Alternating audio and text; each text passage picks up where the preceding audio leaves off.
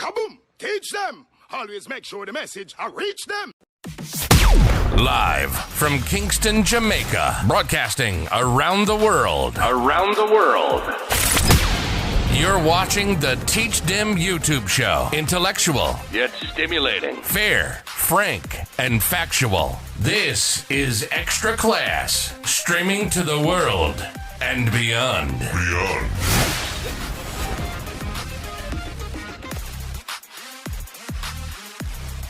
You know, it's Teach Them, the #1 intellectual blogging panel on the YouTube channel. Good night, everyone. Let me know if you're seeing me clearly. Let me know if, good evening, good night. Let me know if you're hearing me clearly. If you're seeing and hearing me clearly, welcome to another episode of Extra Class. Episode, I think, 331. You know, we're there, we give thanks. Big up to the people on the Sunday afternoon, Sunday evening. Hope your weekend has been productive, positive.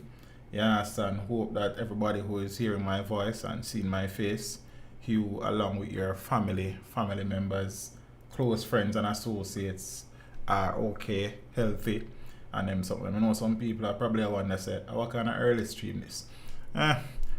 Couple of reasons, we don't even forget that. But they are streaming, I want to big up on yourself. Yeah, understand what I say? So that's how the thing set up. Yeah, man. Not going to be too long today either, because I am here researching for an interview tomorrow. Plus started editing the interview for Tuesday. Plus some other things I deal with. Someone has to try to balance my time properly. You understand what I say? And the person I'm supposed to interview tomorrow, history longer than Jamaica. The man that I do music before independence. You understand? Yeah, so you know what things set up. I want to come just I say bird do upon my shoulder and I stood there. I wonder where I go. But your peace, we're there. You know, the COVID situation is still on us, still up on us, we're still treating with that.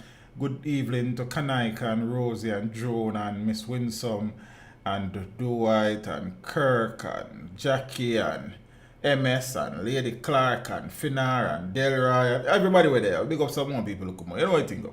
You understand what I say? And thing. Blessings, DeAndre. What go on you? So you know, the latest figures that we have, 3 more COVID-19 deaths, and the positivity rate is now 31.8%, still declining, however slowly, but we have to give thanks to small mercies, don't? So the deaths includes a 46-year-old man from St. Catherine who died on the 22nd of September, a 65-year-old man from St. Elizabeth who died on September 19th, a 70-year-old woman from St. Elizabeth who died on the 3rd. At the same time, hospitalizations have been further reduced as the third wave of the virus progresses, so there are now less Jamaicans in hospital treating with COVID-related symptoms. That is also very good news. Some 638 COVID-positive patients are now hospitalized, with 121 moderately ill, 90 severely ill, and 31 critically ill. We always have to pay close attention to the number of critically ill patients. The number stands at 31 presently. Now, for a breakdown of the 521 cases, St. Catherine leads the way with 133. Kingston and St. Andrew follows next with 127. St. Thomas 66, St. James 48, St. Mary 30, St. Anne 28, Clarendon 19, Westmoreland 17, Portland 14, St. Elizabeth 14, Trelawney 12, Hanover 8, and Manchester 5. So the COVID situation, ground zero, is not stationary. It will be one parish for a time, then moves to our next parish, then move to our next parish, and come back around. We're seeing where during the Alarica outbreak cluster, St. Catherine was leading the way for a long time. Now we're seeing where St. Catherine is leading the way again. So, yes, Rasta Judge, but positivity rate decreasing, hospitalization, the hospital situation is improving as well, so we have to give thanks to small mercies. Though I just all the things set up. Yeah, man. Ken, big up yourself, fam. Junior Gully, Manners. Irie Life, bless. Yeah. So COVID still a key. You understand? And all the fallouts in relation to same continues. Ah boy. Flatbridge strikes again. I suppose is one way of saying it. Female who died in Flatbridge crash on Sunday morning has been identified. So the female who died as a result of a motor vehicle crash near Flatbridge in Bogwalk, in the Bogwalk Gorge in St. Catherine this morning has been identified. She is Macadia Hudson. That name just nah leave me. Like when I read the article, the name just seems very familiar, but we don't know. A 27-year-old of an old Harbour Road address in St. Catherine. Reports are that the Hudson was a passenger in a Nissan AD wagon motor car that was being driven along the Bogwalk Gorge roadway. Reports are that while operating the vehicle, the male driver of the vehicle swerved to avoid a collision with another vehicle and lost control of the car, which plunged over the embankment and into the waters of the Rio Cobre. Reports are that the driver managed to swim from the vehicle, and the female's body was later recovered from the vehicle and taken to hospital, where she, unfortunately, was pronounced dead. So, based on the report, this driver was actually swerving from another vehicle in order to avoid a collision, and unfortunately plunged into the river. Driver managed to swim from the vehicle. Unfortunately, Miss Hudson was not able to. So I really don't know. It just sad. Is it me? Teach them. Yeah, the trick. Brother, Sheldon, big up yourself. I don't even know. Bro, I receive a million messages on any given day, so sometimes it doesn't get run to some messages. You understand?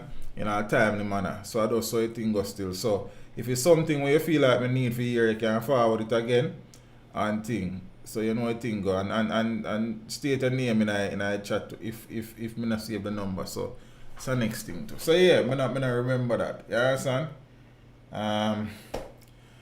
Ganja. I think there was a double fatality in another accident somewhere. I'm not sure if it's Clarendon or St. Elizabeth. I did not read those articles because at the time I just couldn't bother read no more dead article. Yeah, so and I mean I tell you the truth of God love. You see and thing. But I am almost certain that there was a double fatality in relation to an accident. Not sure if it is Clarendon or St. Elizabeth. It could be another parish too. I don't know why those two parishes are coming to mind now, but because I never really read the article in all honesty. So yes, Rasta, things that are way. You understand? Sadness with a night, with a day. You see me? Jano. Boat carrying 200 pounds of ganja catches fire at sea. I never smoke them, they smoke a spliff. The police are reporting that they have recovered 200 pounds of ganja after the boat transporting the contraband caught fire at sea off Manchaniel Coast in Portland on Saturday night. Reports are that the boat was engulfed in flames off the shores behind Kefian Place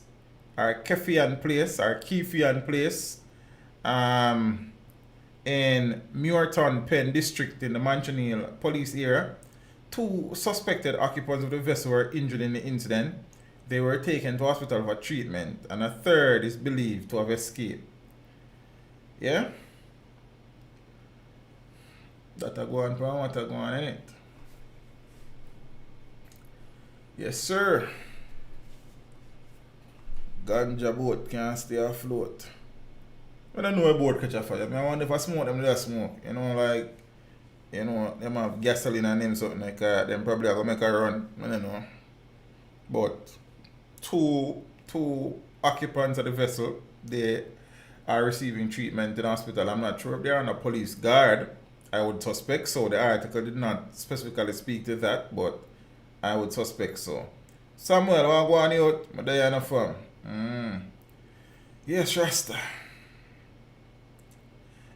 On Friday night, while Scotty and I streamed, we made mention of the sad situation where a police officer was hit in the head by a man of, or believed to be of unsound mind in Linstead, and he died while receiving treatment at the hospital.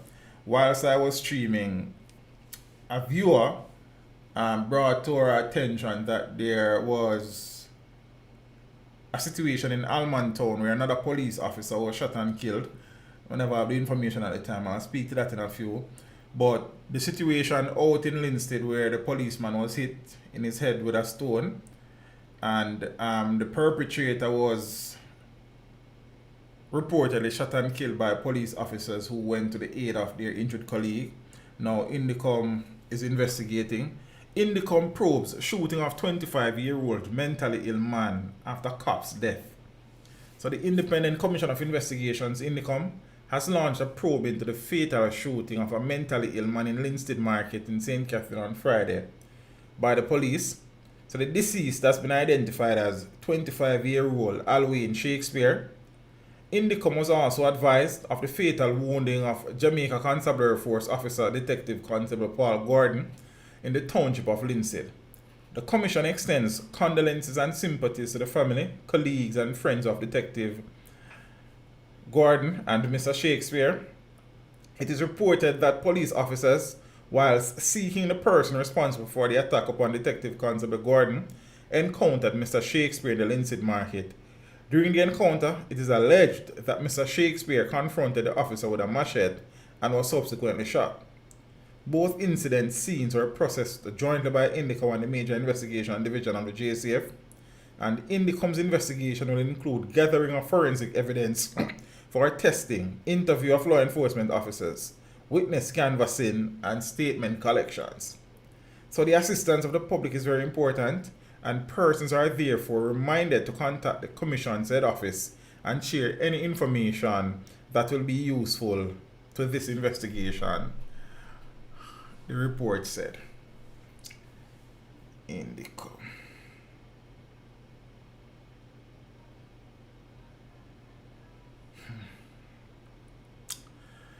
Ah boy, sad situation all around. Because the truth is that any one of us could have been walking through Linstead and that man liquid in our head with a stone. You understand? Apparently the police officer was on his way to an ATM machine, and I don't know if the man was provoked or he was unprovoked or what. But the long and short of the story is that the police officer is dead, the man is dead. Indicom investigating. Sad situation. There are no winners here, just losers. Yeah? And well, we spoke again on Friday. Friday night stream was deep on a local level, you know. Some people probably miss it. Fly over the head like, you understand? 3.5 hours, not even know so long I chat for. But alright. We understand that mental issue has been a thing in Jamaica for a long time. And with the onset of the pandemic, there are views, and many people have drawn the conclusion that the mental health situation in the country has worsened and will continue to get worse as to the fallout, or in relation to the fallout of the pandemic and them something there. So it rough for us to rough. So unfortunately we may see a few more of our Jamaican brothers and sisters suffering from mental health related issues in the near future. It's like everywhere we turn Makajuk Rasta. You understand?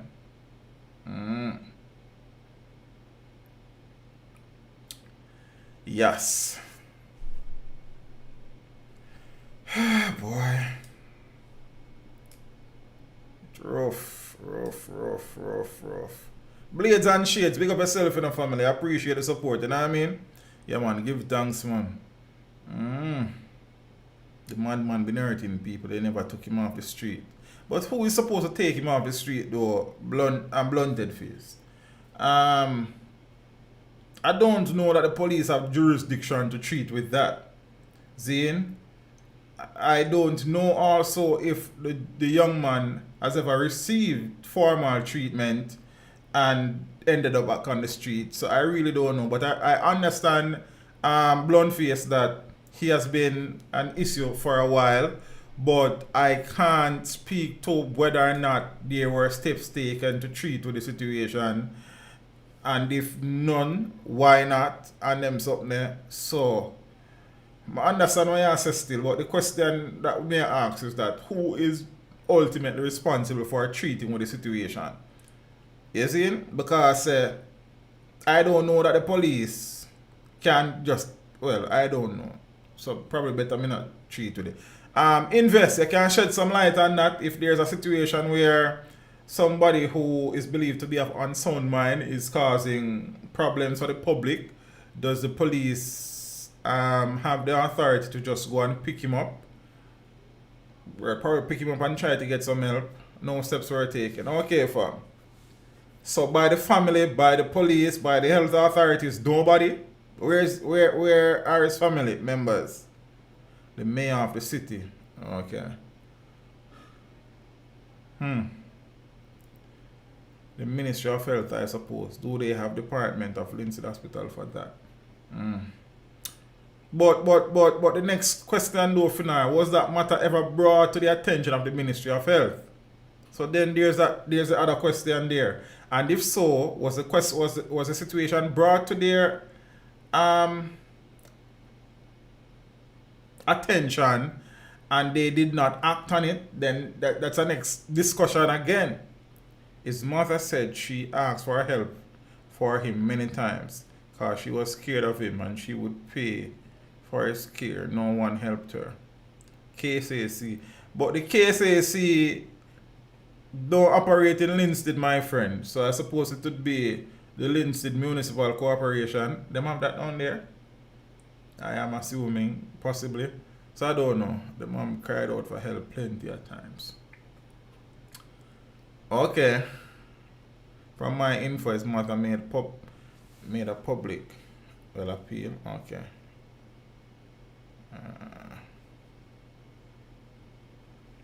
Yeah. Well, as I say, it's refreshing to see your sister on the stream. She's pretty. Blessings, Ajad. Yeah, man. If you forward for the stream more often, still, sometimes it just not happen. And then sometimes you don't really want to stream either, brother.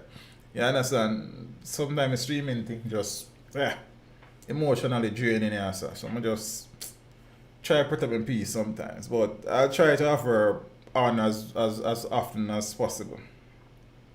Police, healthcare workers. Media say the family been asking for him to get help. Okay, I would have to watch that video again. Well, not again. Watch that video so I can have a full understanding of the family side of the situation and thing. And I don't know. As I say, whichever way we look at it or what we say about it, it's sad. You understand? It really and truly sad. Because even so, many of us would never have stopped to try and, assist the family in any way, shape, or form to treat to the situation. You understand? So, I suppose it's just sad. I hope, though, that this is a wake-up call to family, healthcare officials, political representatives being mayor, because mayors are normally some form of councillor or something, to whenever these situations arise, they ought to be treated with as quickly as possible. Because, it can be any random person go about them business, brother. You understand? It can be any random person go about them business. You see? It thing just sad. So, it's rough. It's really rough. Detective Paul Gordon was a friend and a former classmate of mine from Woolman's Boys School, R.I.P. Paul. Jaja. Ah, boy.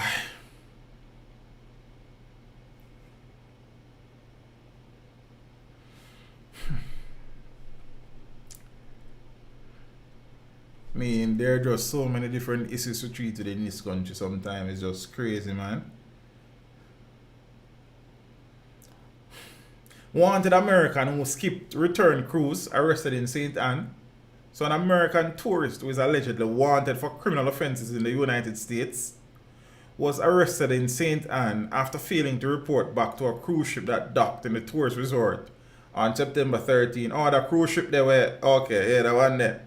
The formally requested from the Ministry of Health.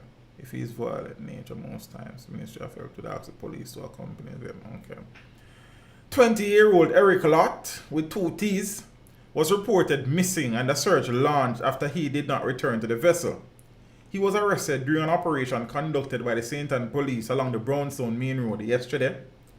He was charged for breaching the Immigration Act and will face the court on Tuesday. And about $100 that. According to police sources, Lott, who is from a Douglasville address in Georgia, is wanted on charges of murder and aggravated assault in the same city. Law enforcement says Lott also goes by the name Garfield Anthony Michael Sewell. Then when man have so much name for? Ja. Send him back to Uncle Sam. Send him back to Uncle Sam. We have enough problem for my hand. You understand? We don't need no more problem about it. So apparently the G just jump on a cruise ship, drop a yard, and decided now go back abroad. You understand? So I go on. I'm not send him back there. We have enough problem. Can't deal with no more. We cup full and overflow it.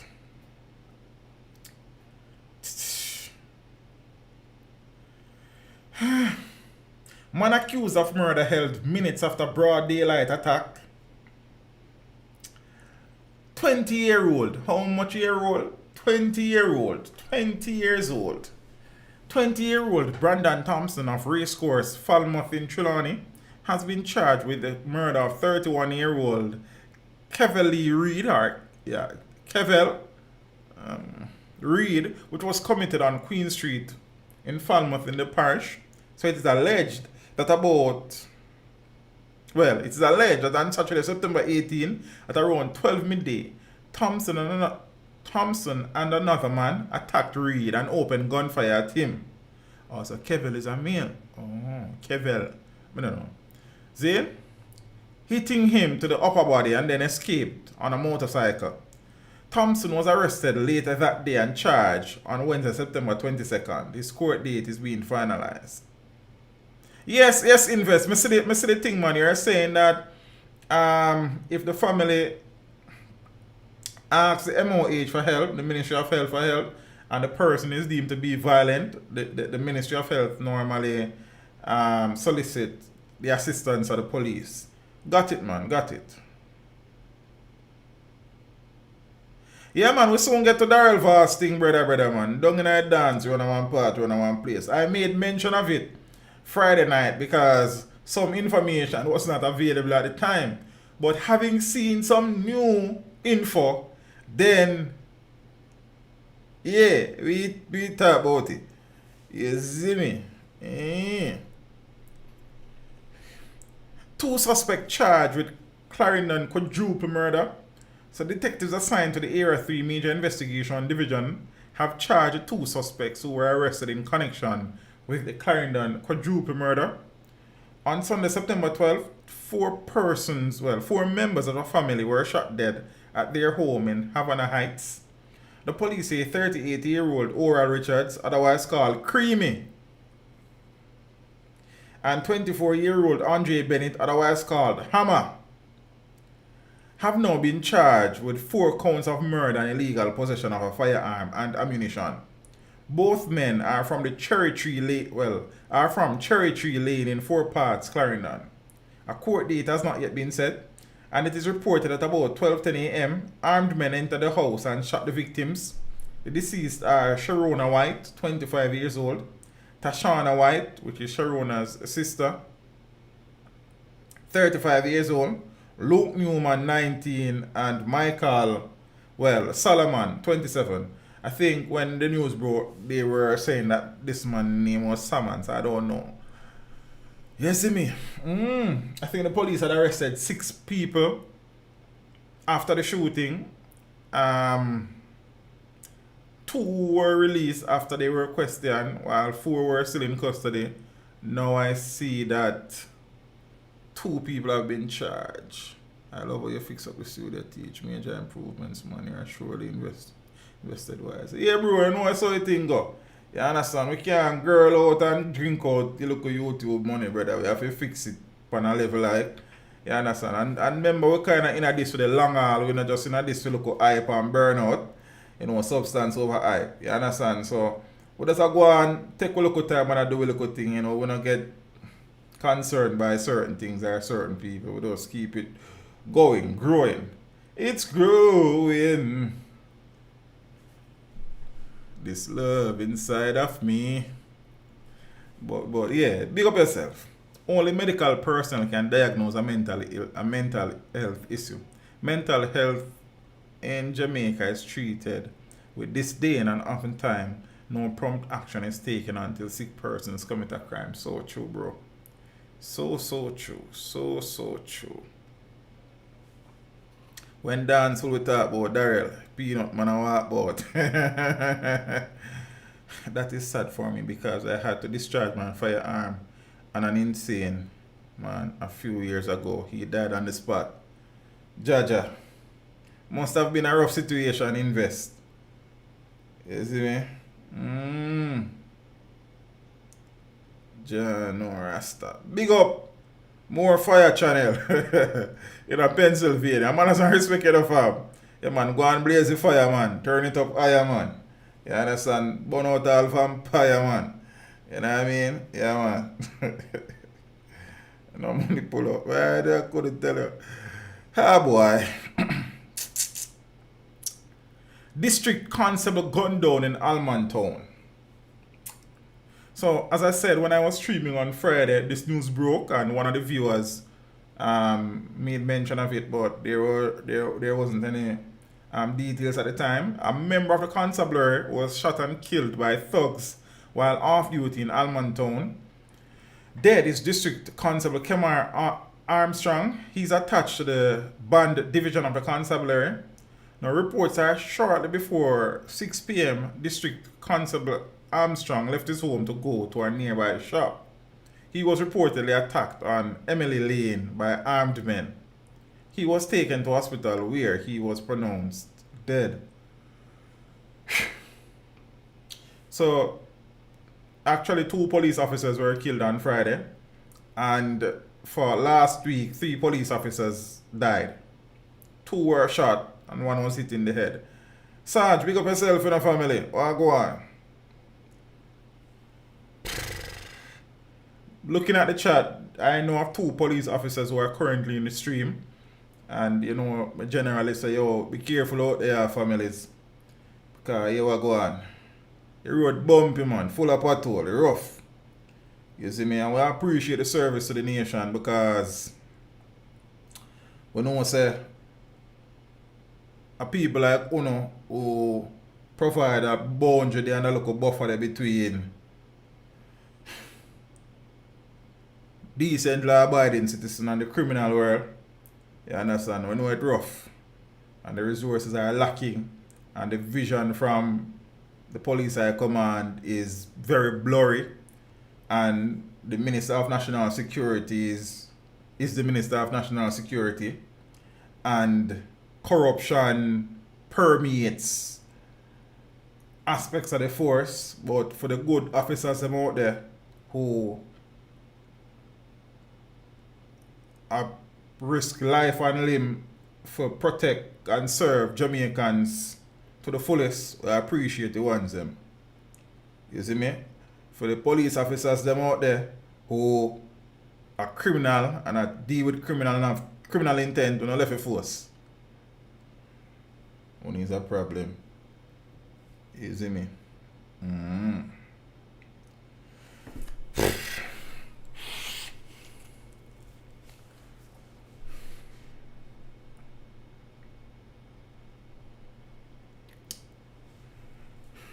Man burned to death. Another shot dead in early morning attack in Granville.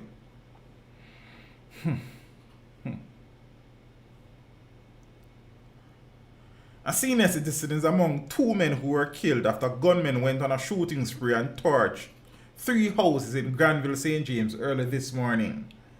It never stops, man. It never stops. It never stops. It never stops.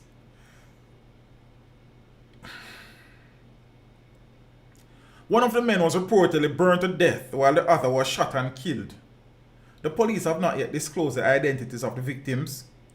There have been several tit-for-tat killings recently in St. James as tension between warring factions intensifies.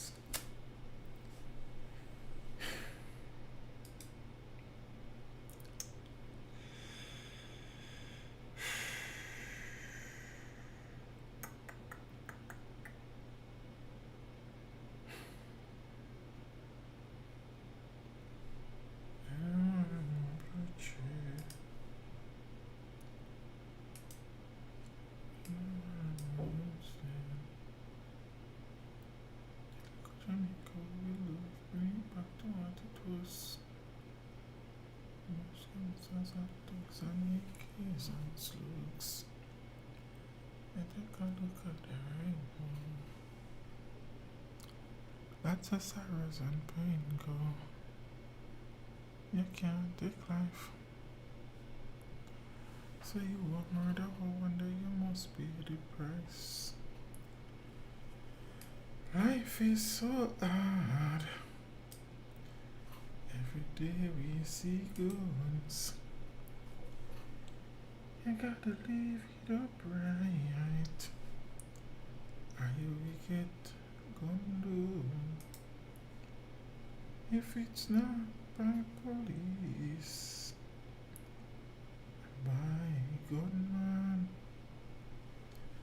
that's the way it goes. Living in the ghetto region. Down in the ghetto, we born and grow. No. I just my mama want me know. Computer, oh. Yes, Jah.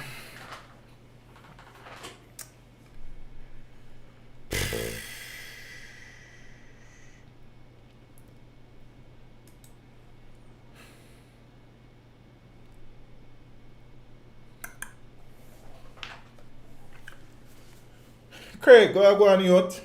Empress Joan. Big Mill Production. Big up to the ones in the building, you know what I mean? You know, I appreciate the support. $250 million in illegal assets confiscated in a year, says the FID.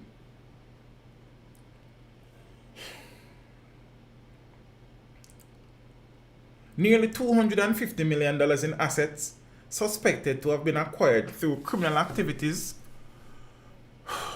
were restrained by the Jamaican courts over a 13-month period that ended in May this year, official figures have revealed.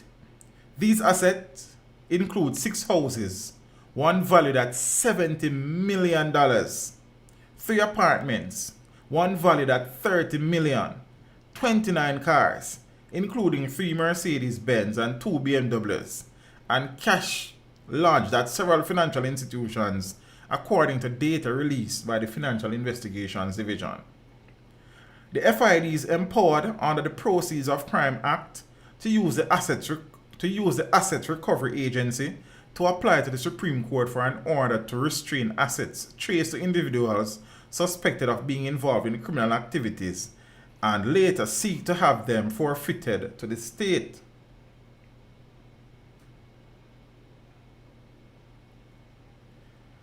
Restrained assets, mainly cars and bank accounts, are turned over to the state until the completion of either a criminal trial or the forfeiture of proceedings in a majority of cases.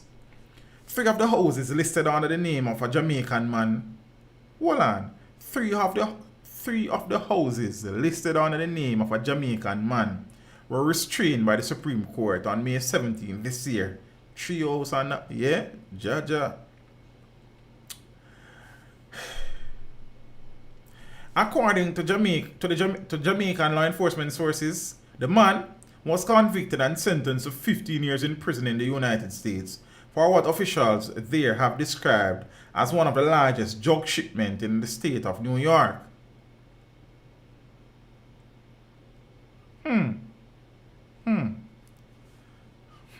Okay. But state property records show that the houses are registered in the name of a woman based in central Jamaica, whose the man's identity and the female's identity are being withheld. And this article was posted in the Gleaner. One of the houses located in Upper St. Andrew and valued at $35 million was transferred to her in 2014, according to the certificate of title deposited at the title's office. The other two houses, located in Manchester and St. Anne, were valued at $17 million and $15.9 million respectively at the time they were transferred to the same woman in 2013 and 2017. The titles for both properties show. The FID has declined to disclose why the houses were listed under the man's assets, citing the ongoing investigation and civil case. The assets restrained are registered to the persons convicted or charged for serious crimes, to include drug trafficking, lottery scamming, and money laundering, the FID alleged in an email response to reporters. The case file containing the restraining order and other information used to substantiate it have been ordered sealed by the court. Two of the houses, the 3 apartments, and 2 of the vehicles were listed under the names of 2 Manchester businessmen and were restrained by the court in January this year. Manchester businessmen. Both were charged with Both were charged with drug-related offences by the police in the parish last year, May, after approximately 8,000 pounds of compressed ganja with a street value of 35 million Jamaican dollars was allegedly seized at the premises they occupied. The $70 million mansion located in St. James, along with 5 motor vehicles, were restrained on December 24 last year. Grand Market shopping, the man and governor. The man whose name it was listed on is currently before the court on drug and money laundering charges, the FID disclosed. Now, 7 of the vehicles were traced to a former executive at a local financial institution who was accused by U.S. authorities of being part of the lottery scam syndicate that fleeced elderly Americans out of $1 million US. Now, restraining $250 million in assets over a 1-year period is a good start, says respected academic professor Anthony Clayton. But it is only a tiny fraction of the sums believed to be the proceeds of corruption, added Clayton, explaining that crime is the most common form of corruption. Jamaica's GDP, or gross domestic product, is US $14.6 billion, so the cost of corruption could add up to about US $730 million annually, said the professor, using the 5% benchmark suggested by the World Economic Forum as the cost of corruption.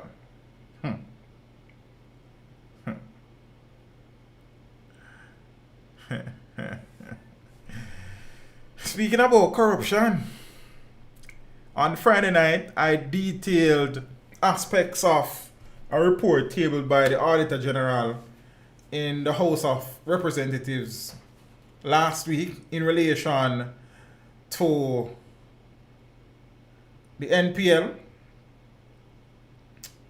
Nutrition Products Limited, who provides meals for students in schools across the island and is overseen, I think, by the Ministry of Education.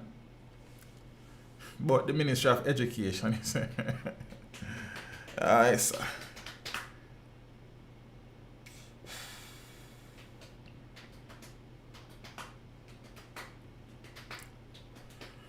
ex-board members linked to multi-million-dollar school feeding scandal claim they have not read the damning report. How damning.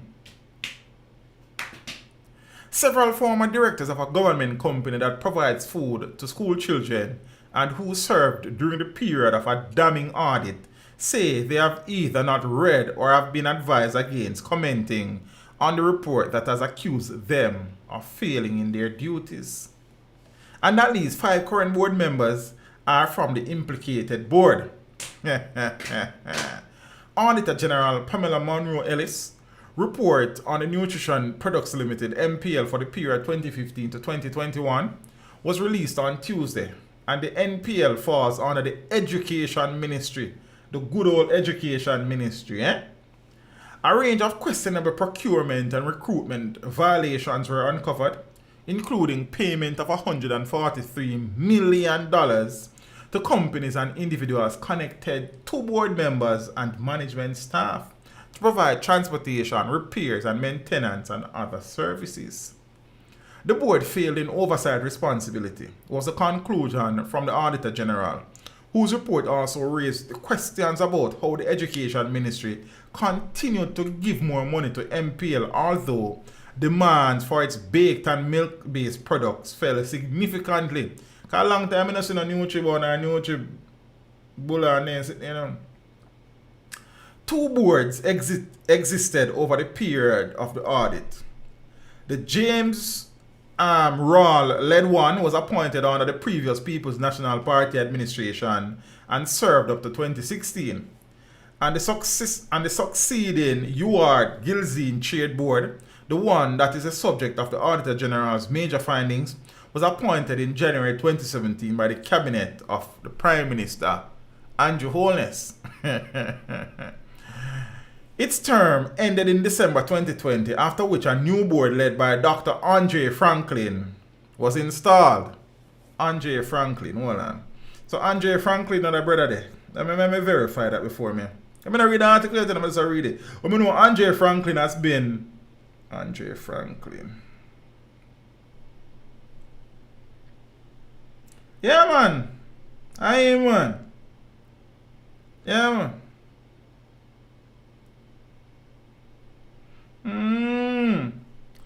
Andre Franklin, based on my recollection, is former G2K president. G2K is the young arm of the JLP, and I think Generation 2000 is that of the PNP.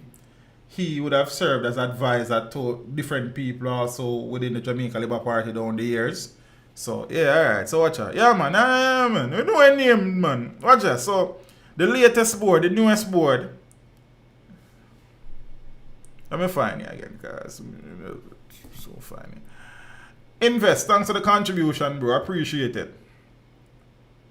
So its term ended in December 2020, after which a new board led by Dr. Andre Franklin was installed. Oh, so Franklin doing PhD. Big up yourself, youth. Congratulations for your self-actualization. You understand? You know, we always up on them things with appreciation as an educator. Give thanks. Yeah, man.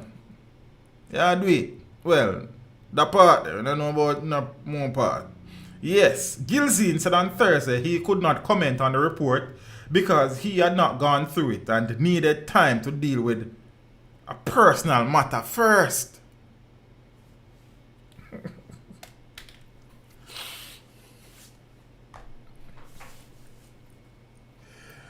Why? I will spread out there when you need him. Man, got yam grass on a Sunday evening.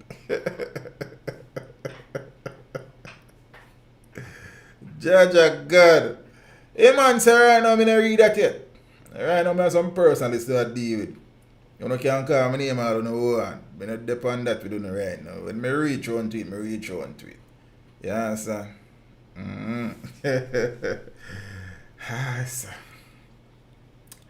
I am not prepared to deal with that at all. Not at this stage. I will respond to the report in due time, said the businessman. Why not? I mean, we do what we can, you know. You can't do what you can't, you know. You do what you can. So if a man knows saying can't do that, you know, just do it. You know, nothing serious. I just saw name calling about the Jamaica Labour Party people, them. Board. Yeah, son. Yeah, man, spread out a grass out. You see?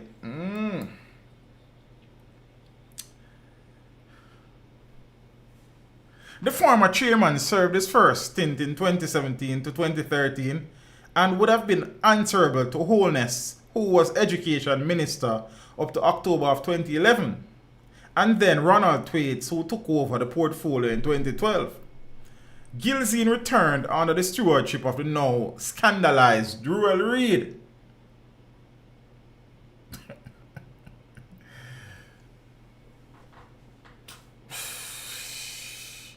Trouble again.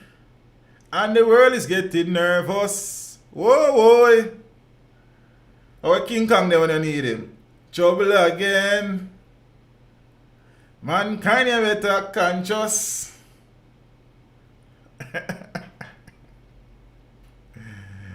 Gaddafi lick a shot and Reagan lick it back. Yeah, so I take my things with joking. What you are going to say? Because I continue this or something. I can't say ding ding dong. Yeah, man. Da da da da da da. Yeah, them things. You have to take some cover heartburn in a rosy. Heartburn not good, no heartburn not good. Yeah, son. But heartburn worse. Yes, Rasta Georges. So Gilzine returned under the stewardship of the now scandalized Daryl Reid, a one-time confidant of Holness, who was education minister until his dismissal in 2019. In 2017, when Gilzine was being approved by cabinet, ministers would have been aware of a 2012 special audit that examined NPL during the time he last served on the board and the adverse results on the performance of the entity. Yet still, they reappointed him, even though there was a report from his last stewardship that raised questions because there were some adverse findings. But nah, man, make we do it again. Because our friend, and we go back, run way back when. I don't know if you're a fool. And me about this one question I want to ask to. Cause remember some not sensible, so I ask the sensible people that I view it. You have a board in place. Zin? Or you have somebody leading an entity under a particular administration. So you're leading the entity under the People's National Party administration. And by all accounts, by all appraisals, you are doing a creditable job. Why is it automatic that if the administration changes, then that person who is leading that entity has to change? Why? And it goes both ways. If under Jamaica Labour Party administration, you have somebody who is leading an entity, the entity is pulling their weight, performing, the results are there. If government change and the People's National Party is elected, why is it automatic that that person who has been leading that entity creditably has to change? Why? That's a part of the problem. But yeah, the things that want for you change, we not change, and the things that we need for change, and them are changing. We need for change with dirty ways them. We need for change with, I wish Kemar, yeah. We need for change with corrupt ways them. We need for change with nepotistic and cronyistic. I build that one there. Ways them, brother. Them things that we need for change. If somebody there somewhere do the work, brother. It don't matter which part of them support, if them do the work, leave the people them let them do the work.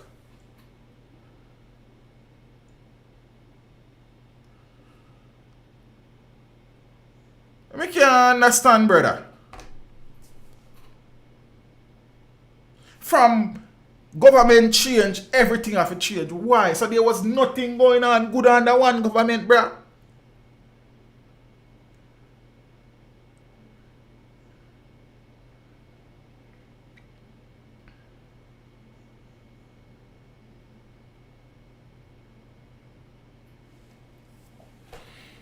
But because we have to find something, give a political allies them, and the people them we finance a political campaign, and some people would promise some things. We get rid of people who are able, who are qualified, who are competent, and bring in some numbskull where we friend them. Then our country will go further. Virgin, I said more time.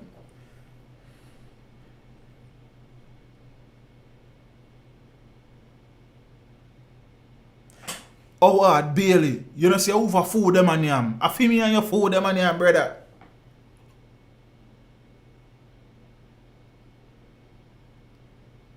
Every time a government change, an administration change, everything change. Because nothing good never did exist before. Then that don't make no sense, Virgin.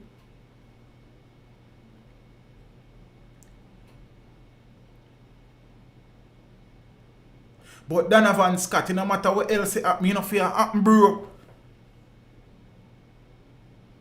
Damian Scott, I wonder if Donovan and Damian are brother. I want to relate it. It's not supposed to happen. DeAndre, it no matter what type of work, brother. If the people them are in the work and do the work the right way, they don't need to change them, sir. So the work shouldn't matter. What should matter is the competence level of the people who are there. If they are not competent, sure, change them. If there are reasons, administrative-wise, to change them in terms of they are not performing based on their appraisal, change them. But if the people who are carrying out their duties, they are doing so based on their job description and sometimes even above and beyond that, why change them?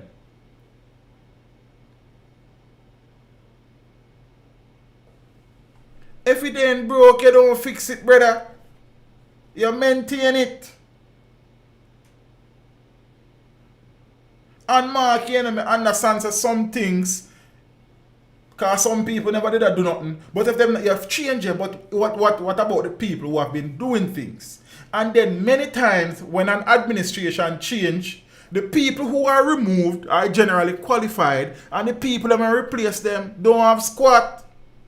GCE.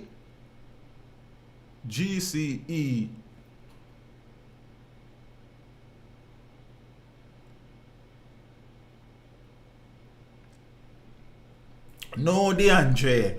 That different, brother. The cabinet is going to change. The Minister of Finance will be from the governing party. We're not talking about ministerial responsibility. We are talking about some state agencies, some government agencies, brother. We're not talking about cabinet. Naturally, the finance minister would come from the ruling party. That a different something. So we don't need to forget that. So that different, brother. We are talking about a state agency, brother. We're not talking about parliament. You see me?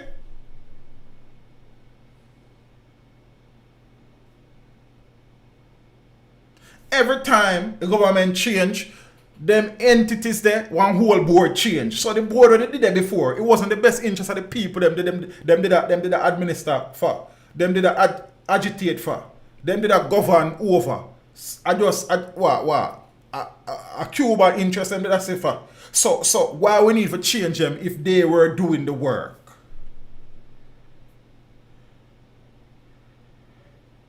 Are them things there mash up a thing, brother? Are them things there put you back 10, 30 years and which part was supposed to do? Because we have to reward the political friends them, brother. Every man have to dep on a board. Some board man. Everybody a board man. I'm board woman.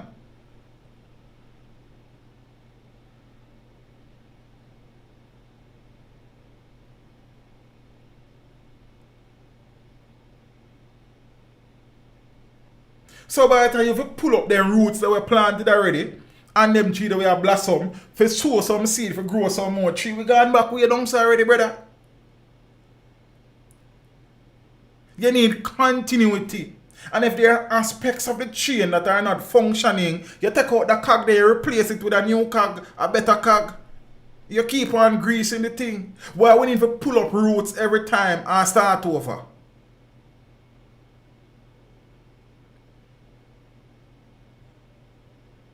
Every time you start over, you know, brother, I catch up your play again, you know. Whilst the thing could have been continuing and you replace the bad parts. And mark you, there are going to be times where they need renewal, you know. Me not nice with that. But to keep on doing this thing every time, whenever the People's National Party become the government again, out with the old and in with the new. Start from scratch. That don't make no sense. Can't make no sense, you know.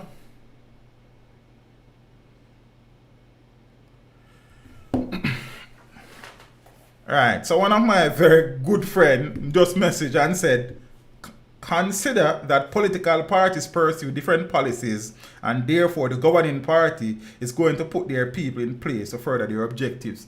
But my very good friend, sir, shouldn't the policies and programs that a political party pursue in the best interest of the country? And if they are in the best interest of the country, and each political parties, while there will be variations and modifications to something, but the general thing is improvement and productivity, why you have to uproot everybody to achieve that? So, whenever that did go on before. See?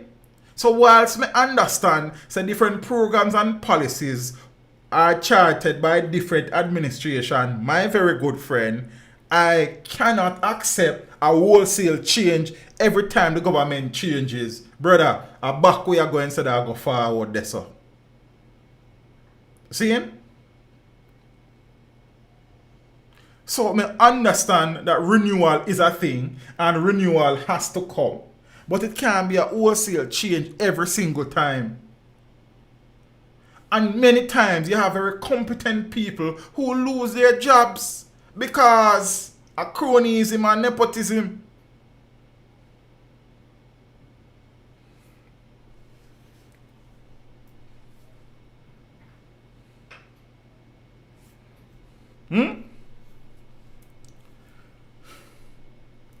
That annoys me. I don't know about anybody else, but that annoys me. And again, as I'm telling you, so that is why me and politics don't agree, because all of them something, I'm going to tell them, say, yo brother, that don't make no sense, you know. And people don't like the truth about it. Especially politicians, them don't like the truth.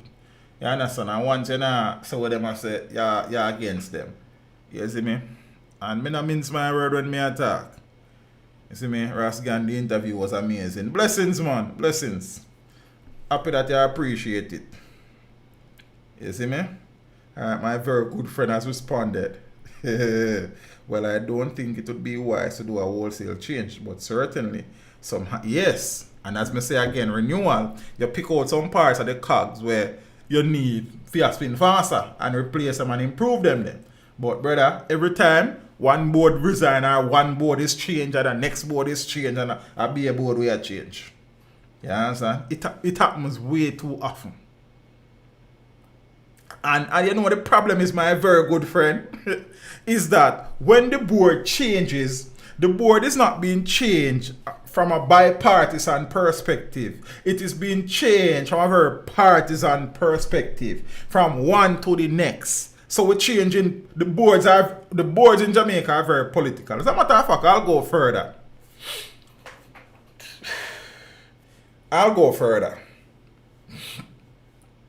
Do you know that in Jamaica land we love? Let me take out my glass.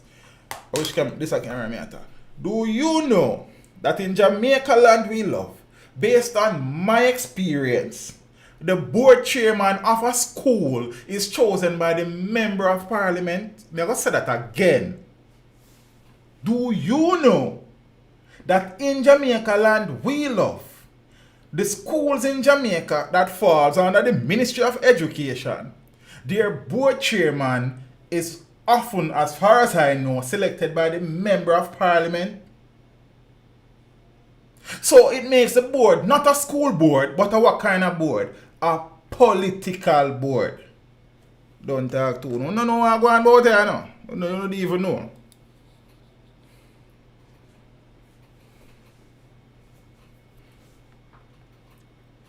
Oh, I never know that. Why my room so dark? My room not dark.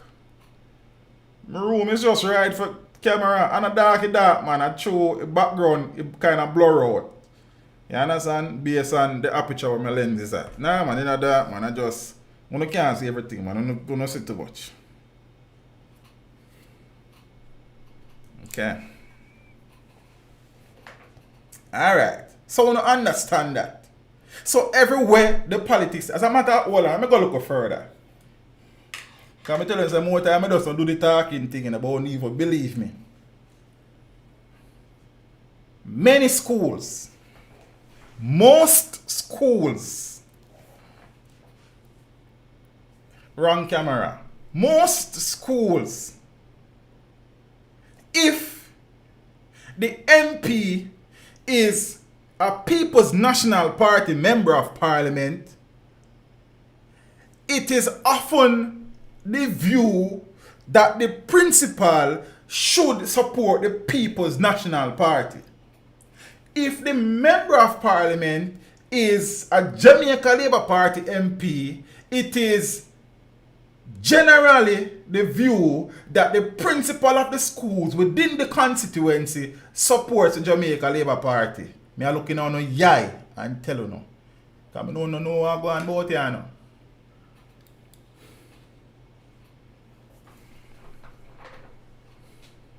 So somehow we sit down more time and we say some things. We don't even know what happened about here, brother. And then ask me, I ask you, and tell me, I tell you no. You know why I can't tell you no? I have been in the system and I see it. Me know a man where have all qualifications and then can't become principal of one school because them support the other party. Me not ask you. Me I tell you. And them the foolishness that go on in the country. You see politics.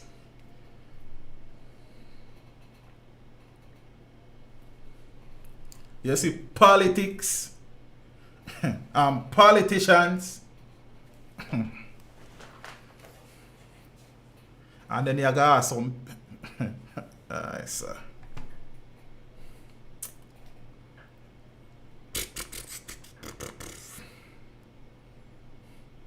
I want Jamaica better, you know. But the truth is that it could has not been in my lifetime, man. You understand?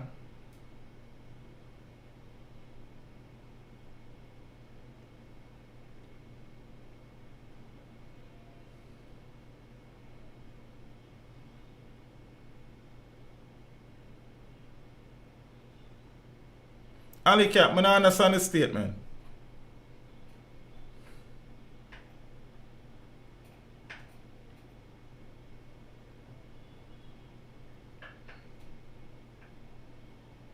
Some of us are informed about some things we are going about it. We don't know say are going about it, you know. And I am certain if there are any other educators in the stream right now who are off with these things, they will verify. I don't know, claim me and make a facts me and share with you know. I have seen it first hand. So no stand there. No stay right there, so. The man say, my examples of my PNP. What you mean? I don't understand that. I don't get that. Why everything I say PNP, I say JLP too. Oh, how we come by that now?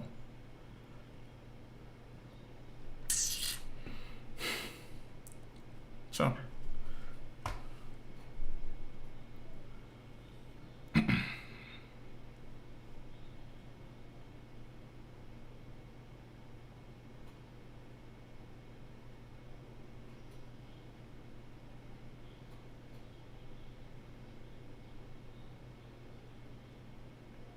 I can confirm 21 years in the system. Tell you no I go on board here, man. Some things. I want me something again. Oh.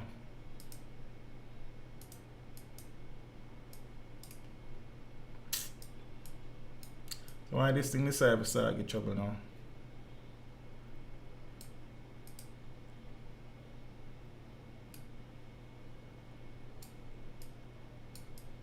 I'm just take off this guy to get some problem. I know I'm to it. Yes, Rasta Jar. That's how the thing set up. Right, that's how the thing set up, brother. No, them things they have shocked some people, but them been here for a while, man. You just don't know. So you don't know can hurt you, you know. That's a lie, them I tell. You just don't know say I hit I hurt you.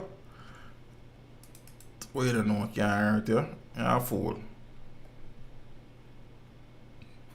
Let me see if I can find something there. We don't know can hurt you. Lies. No truth to it.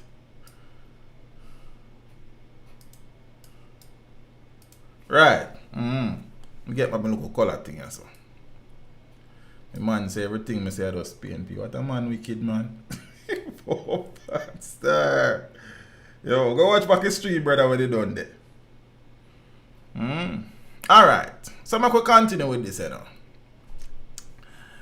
So in 2017, oh yeah, somebody there, bombard me gone far. In 2017, when Gilzine was being approved by cabinet, ministers would have been aware of a 2012 special audit that examined NPL during the time he last served on the board and the adverse results on the performance of the entity. That report flagged unauthorized payments, difficulties the entity faced in meeting its objectives, high production costs, and repeated violations of government procurement guidelines. The 2012 report found all of those things, you know, and cabinet still went ahead and appointed this man, you know, under whose stewardship all of these adverse findings were shown, you know. NPL incurred loss of more than $200 million. Wow, I am so surprised. Over the 2-year period, NPL incurred loss of more than $200 million over the 2-year period up to March 31, 2012. $100 million loss per year, that, you know. Raising questions about the company's survival that were flagged by external auditors, Deloitte and Touche, in 2013. According to the 2021 audit report, NPL paid a distribution company $69.6 million between November 2010 and January 2021 to provide transportation and haulage services.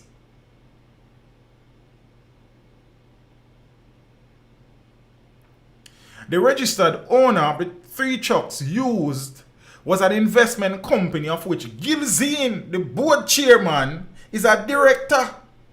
So the truck them will provide the $69.6 million haulage and transportation services belong to a company that the board chairman of NPL is a director of that company.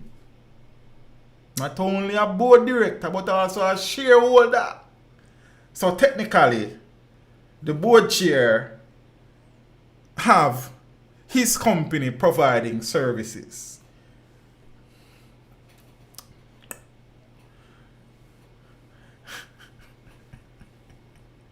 The registered owner of the 3 trucks used was an investment company of which Gilzine is a director and shareholder, and payments to the distribution company stopped in 2013 when Gilzine's first tenure ended and restarted in 2017. Of note, the distribution company received delivery routes with the highest rates and was the only haulage contractor assigned to perform shuttle services, resulting from the decision to centralize the distribution of meals to schools from the Kingston plant, the report said. The risk of conflict of interest increased, it continued, as Gilzine was involved in the decision to centralize, which ended up being a more costly option, demonstrating that the former chairman ignored the principles of fiduciary responsibility and duty of care. Gilzine also chaired the Contracts and Procurement Subcommittee of the board and was a member of the Finance Committee. It was also revealed that the former chairman's private business had the same address as a supplier of repairs and maintenance services that received $48 million between August 2018 and November 2020. Alright, so let me just stop to point out something. Mr. Gilzine, former board chair, is somewhere shape involved in companies to which NPL paid out 69.7 million and 48 million to for different services. So basically, NPL was paying this money over to Mr. Gilzine's affiliated companies, whilst Mr. Gilzine was chairman of the the Nutrition Products Limited Board.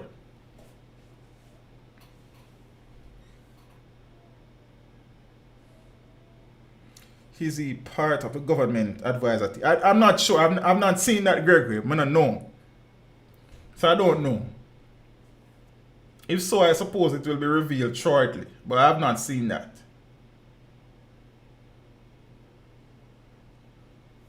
But which previous extra class you attack, Rosie? Everything Mr. Fran Knight, me refer to the JLP and the PNP. I need to refer to the previous three. Every point I make, a both parties involved. So I don't understand how we get there, so.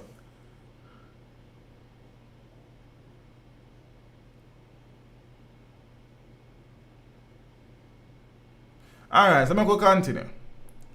Additionally, Gilzine was noted as the employer of an individual who was paid $7.3 million to record minutes of board meetings between April 2017 and February this year. Some recording minutes.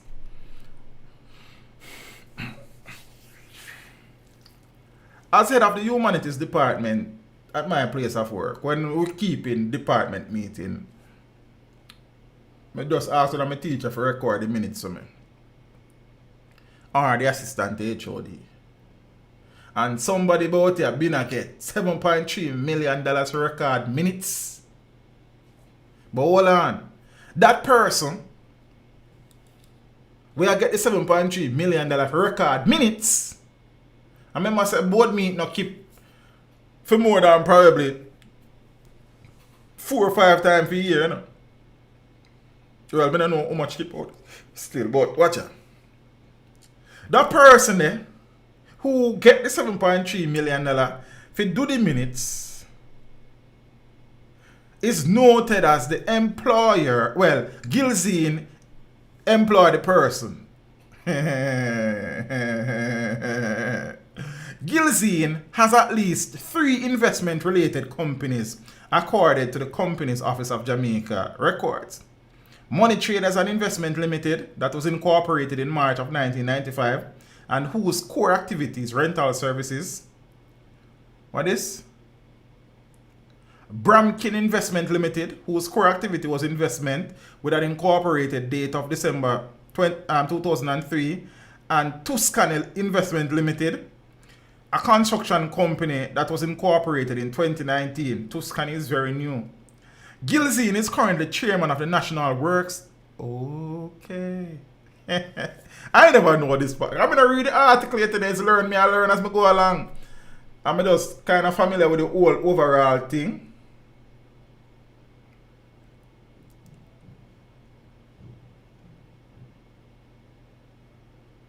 So, I kind of can't, you understand? Uno listen to this agua.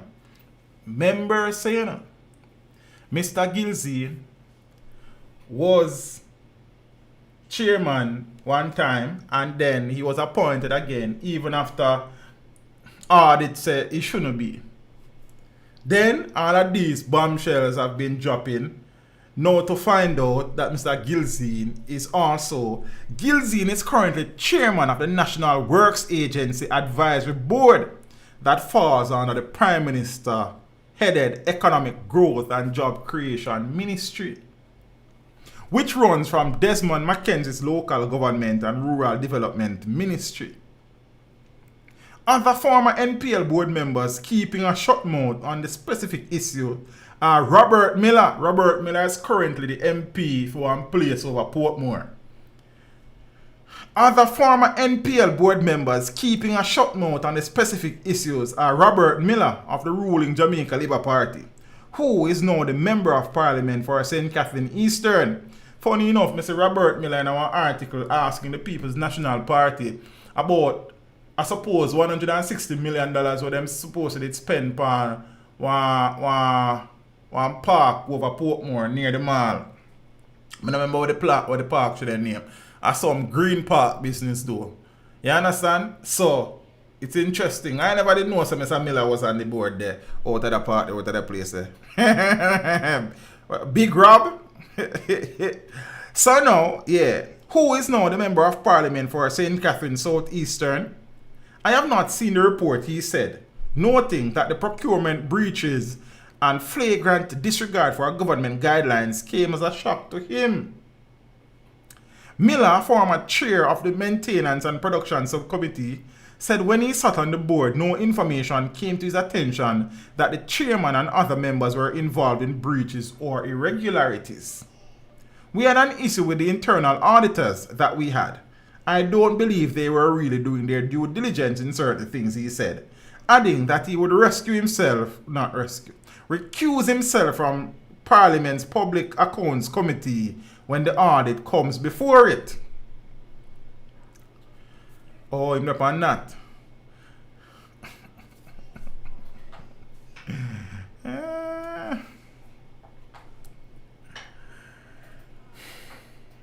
So this is scandal number 1001 under the Jamaica Labour Party. See? And some of these issues existed under the previous administration as well. Same thing again. Dinner share, dumpling and mackerel. But we give thanks because something at the pot still. The work not easy. Tomorrow we gone back still because the youth them have to eat. And now the same thing again.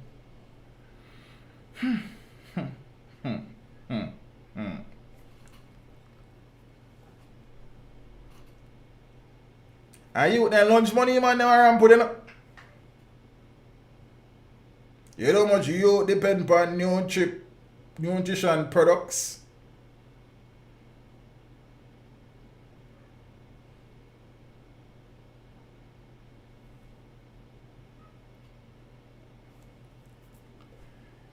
I wonder if we should go up on one of them board there. He's not really a board man still. Just that. But then, I'm not a politician and a friend still, so my good has not reached neither. You see? Teach, it seems like a PNP. Yeah, man, today I have PNP and Friday I have Labour, right, and so on. So we switch from stream to stream. It seems like you're a fool. So all of us are something, eh?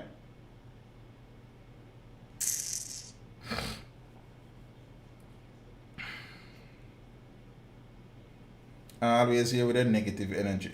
I don't know why you come here.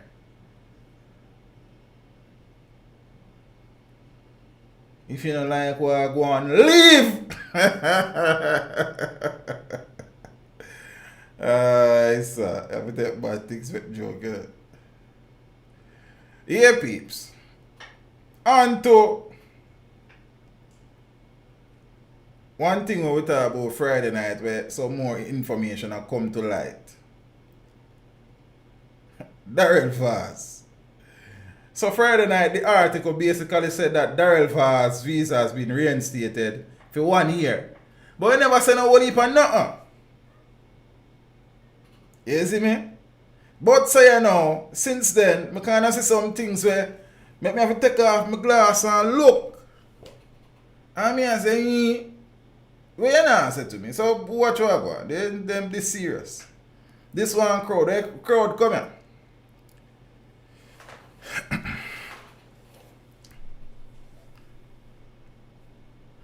Speak or resign. The PNP says Vaz must address US visa waiver. But when I say the title, I say Vaz for address US visa waiver. Alright, PNP depend. Then if the US grant back the man on visa, now US them for talk about that. But then I go read the article. I want barely know. Negative. Oh, you never hear Friday night or what? You thing with me and politics now. Growing up as a boy, I always wanted to enter representational politics. See? Me I do one course one time when in politics and change, you know. Yeah, man. That's why I'm telling you, I kind of study politics but a local level and I can see some things coming.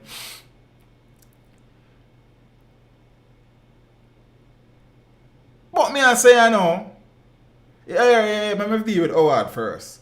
But as me grow and see politics running in Jamaica, you have to conform to crap for growing in politics, brother. If you oppose certain things, then backbench you don't get to really shine and be effective and make some changes.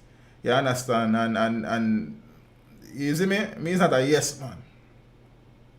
Many political aspirants and activists are yes men and yes women. Me not depend that. You see me?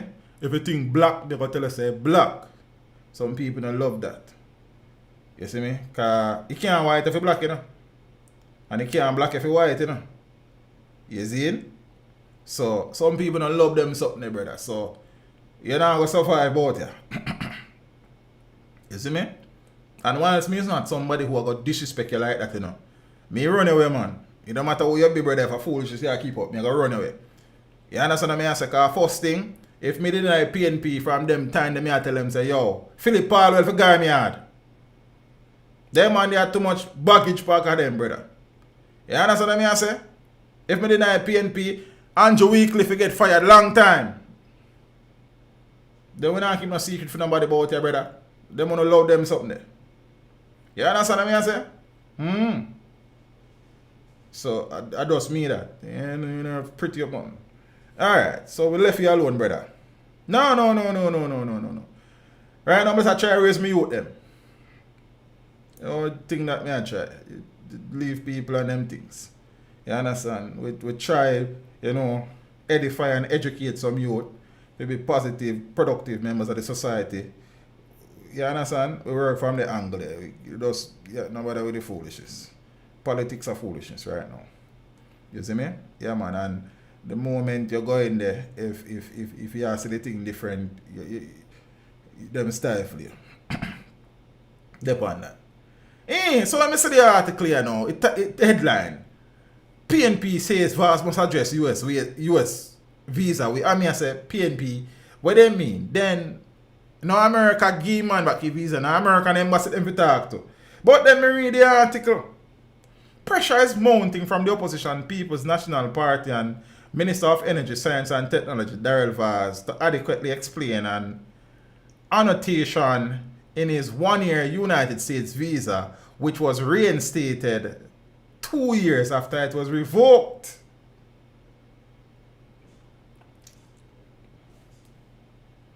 In a statement from the PNP on Saturday, the party called on Vaz to immediately make a full and transparent public disclosure of the circumstances of the waiver being granted. Failure to do so by the minister should result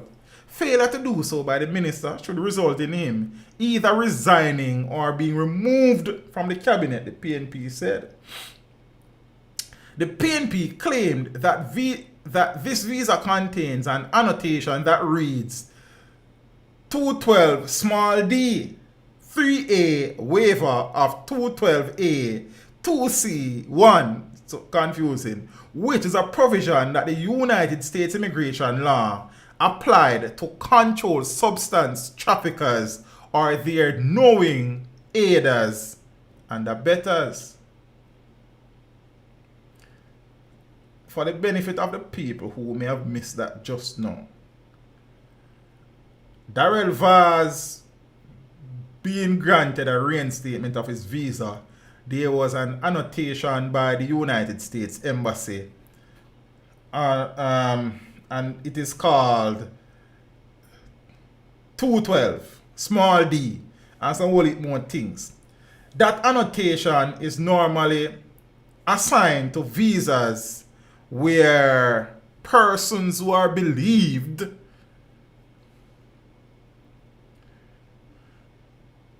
to be traffickers of controlled substances, i.e. drugs, or their knowing aiders and abettors. I just try explain what go on in this. Yeah? So that is what that annotation says, means. Vaz, who is an avid Twitter user, responded to the journalist who tweeted about the matter, saying, quote, "I am sure your media house was advised by immigration attorneys that whenever a waiver such as this is granted, the positives outweigh the negatives." Vaz tweeted. The accusation was made, and that Vaz tweet continued, I suppose. The accusation was made, and that cannot be changed. It was investigated and found baseless, he continued. Vaz did not indicate the nature of the accusation that was made against him.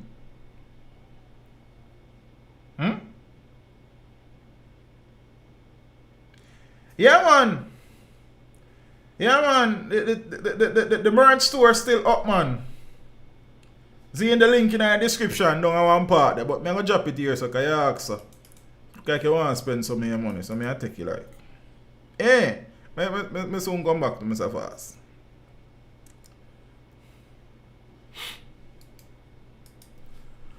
But I wonder if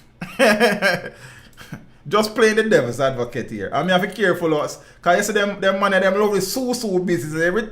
Everything them talk about suing. I mean, I mind no lie, no money. I mean, I have it. You understand? You look where me have to try to take care of my youth, them and my family. You did see me, I say?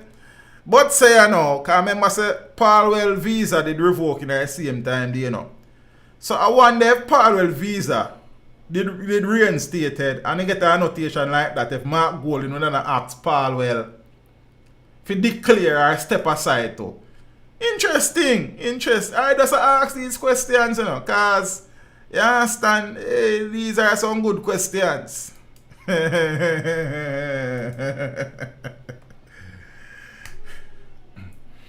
man. No, Donovan, man. I don't answer certain things, man. I just ask just a general question, man. Brother, I'm not fool as me look, you know. You understand? I'm not as fool as me look. You see me? Yeah, man. I'm not get carried away no time, brother. Yeah, man. I'm not as fool as me look.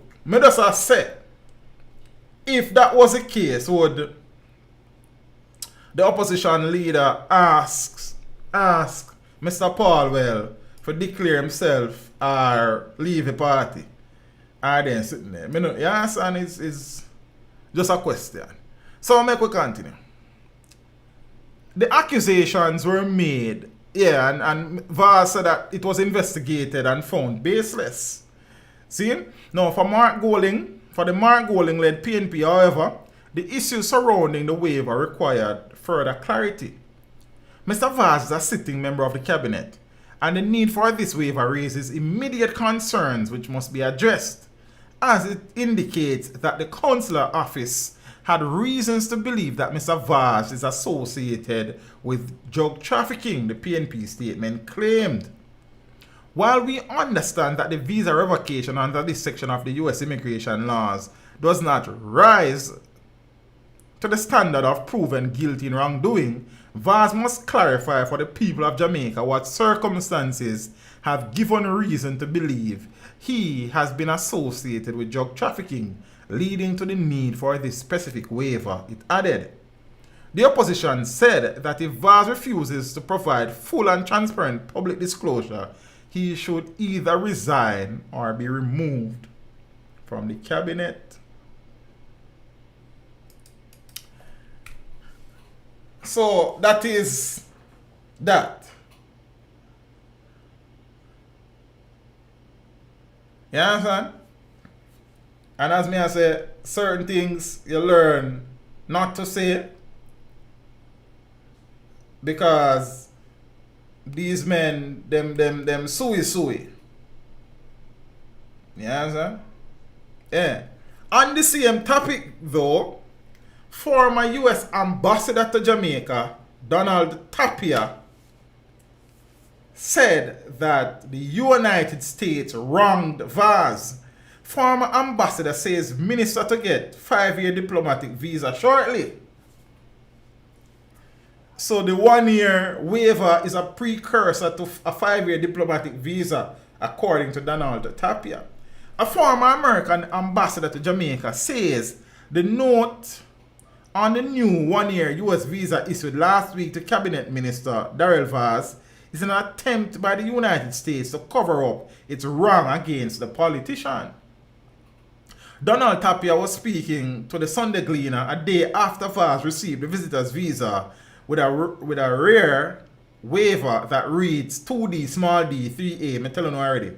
You understand? And under U.S. immigration, 2D, A, 2C1 speaks to control substance trafficking. Vaz has denied any wrongdoing. Now, Tapia, whose stint here ended in January, said the granting of the visa was the U.S. doing the right thing and that the notation was merely to avoid admitting to an error in its initial determination. But if it's an error, I don't want a notification beside my visa by my reinstatement. Keep it then, brother. I don't want it. Because if you wrong and you are going to put that beside, you are going to put that by my visa, I don't want to keep that. You can't keep that. Because if you say you wrong me, based on the article we are talking, and then you're going to put one annotation beside my thing, say, you know, we normally give this thing to them type of people, you know, but say, it was never that type of people. I don't want it. Keep it. So if I saw you go about it, I don't want it. Yes, and but, you know, America is a land of the free and the home of the slave, the brave. You know, enough of we neighbor string cut the like. We can't live without America. So, I don't know, you know. But alright, watch it now. I could continue. Tapia, yeah, we said that already. Nobody wants to admit when they are wrong. They are government employees. You don't want to make a mistake if you are gonna get promoted. If you made a wrong decision, you try to cover it up a little bit. You won't admit it, he said. Me don't want it. Keep it. Tapia expects a removal of the annotation, but it got there already, brother. It did it, you know, gone away. He did the same. Me don't want it. Tapia expects a removal of the annotation in the next 5 years. 5 years. And said Vaz is due to get a 5-year diplomatic visa shortly. So that they beside my name for 5 years. I want to say me never involved in nothing on the wrong me. I want to wrong me again at 2 times. I want to wrong me because if you say me not involved. And then I put that this if you say me maybe did involve. But you prove say me never did involve. Me don't want it. I couldn't bother want it. You understand? So Tapia say I'm expected to be removed in 5 years. 5 years is a long time, you know. You understand? If you walk around with the L load upon my back for 5 years. Then my back not so strong again. Means a elderly fellow. Them think not good as all broke your back. I make you one broke for me back. Never mind. Tapia explained that he played no role in the revocation decision and was only informed by embassy officials shortly after taking up his post in Kingston in August 2019. That action was looming against Vaz and Philip Paulwell. That action, let me read this properly, nothing is being misconstrued and lost in translation. Let me take this from the top. Make sure I read this proper. The little reading I learned for though. Tapia explained that he played no role in the revocation decision and was only informed by embassy officials shortly after taking up his post in Kingston in August 2019. That action was looming against Vaz and Philip Paulwell, a lawmaker from the opposition People's National Party. In November 2019, National Security Minister Dr. Armstrong confirmed the revocations. Tapia said complaints against Paulwell and Vaz were made to the US while the Portia Simpson Miller-led PNP was in office. According to the former ambassador, he reviewed Vaz's case on the request of Prime Minister Andrew Holness, whom he said was considering Vaz, then a minister in the office of the Prime Minister, for a very important ministry. I told the Prime Minister I will do this as long as you, Prime Minister, review all the records that you have in your establishment. under your criminal justice system to make sure that we do not drop anything between the cracks that could affect the United States or affect Jamaica. This is deep. The former diplomat disclosed, adding that he got no request to undertake a similar process for Paulwell. He said the results from the US and Jamaica authorities cleared Vaz. I felt that under my watch as the ambassador for the United States, that I had a duty to try to correct the wrong, he said. Vaz continued in the office of the Prime Minister, although his responsibilities changed in June 2020 following the Hollywell land lease controversy. 3 months later, and after a general election, Vaz was given his own ministry, Science, Energy and Technology. What do you mean? Man have to step up. According to Tapia, this is probably the #1 ministry in the government because of its intersection with telecommunications, national security, and the economy. Oh, okay. U.S. Immigration Attorney Wayne Golding Sr. told the Sunday Gleaner that in granting the U.S. waiver, the U.S. Embassy would have looked at Vaz's background and anything that could have made him inadmissible to the U.S. The lawyer said whenever a waiver such as this is granted, the positive outweigh the negatives, and that the individual benefiting could have been flagged by consular officers because of a relative. Vaz, who travels to the US shortly on official business, initially declined to speak on the visa notion, but on Saturday tweeted that the accusation was made and it cannot be changed. It was investigated, as I said earlier. Some of Vaz's Jamaica Labour Party colleagues have questioned how a picture of the visa with the notation became public. Yeah, because I see it in a Gleaner. In this, I see it. I see a picture. I see if you could see it. Let me tell you what I say. I told me not use a green screen and I can't show it. But yeah, man, see it here? Daryl, big name of Wesley. You understand? And they say annotation 212 small d 3A waiver of 212A 2C1 granted. Visa type RB1/B2. B1 type B1 class B2. You understand? Then black out in name and black out in passport number. And it was issued on the 24th of September 2021. And they said Daryl Vaz is a male. You understand? And his date of birth is the 15th of December 1963. You understand? And the expiration date is September 23, 2022. That is all the information that is there. You understand? Some of us are share if we couldn't know what go on. Right. But in a Gleaner, if you don't want to see it, it did it. Yes. So some of Vaz's Jamaica Labour Party colleagues have questioned how a picture of the visa with the notation became public. It was a stupid thing to do, said a senior official of the oldest administration. It will raise questions that will not go away easily. A minister with a visa citing a law dealing with trafficking that should not have been made public. Why not? He means a public servant, so why these things don't not be coming in public life? We need to know these things. Not necessarily me, but the country. You understand? I don't know, I just say. Me wonder reach out, I first question me, how this reach a road? How should be out? The first question me ask myself, but I could continue. Yes. It will raise questions that will not go away easily, if any at all. You know, say any at all, I just may say it. A minister with a visa citing a law dealing with trafficking that should not have been made public. Meanwhile, Vaz said he was keeping his promise to give updates on his visa situation.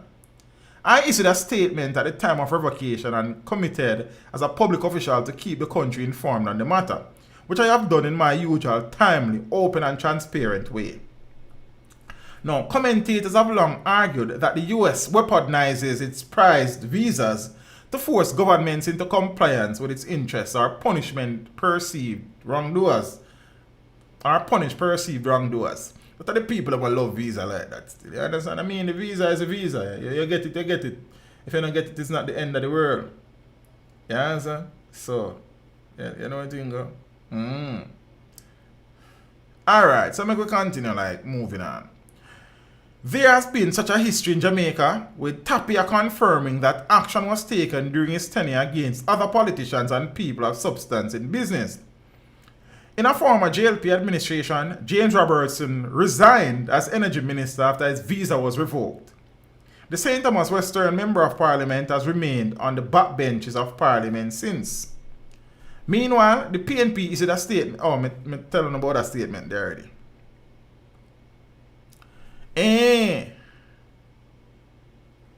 Yes. Well on. Right, that who attack? Somebody attack. I would not be traveling anywhere with that visa hanging over my head. Me not gonna either. Every immigration officer is going to look at me with disdain. You see me? They may not love that. Yo, somebody attack. Me don't know how. I go as Dayton Campbell. Yeah, I say, you know love it. It's strange. You see me?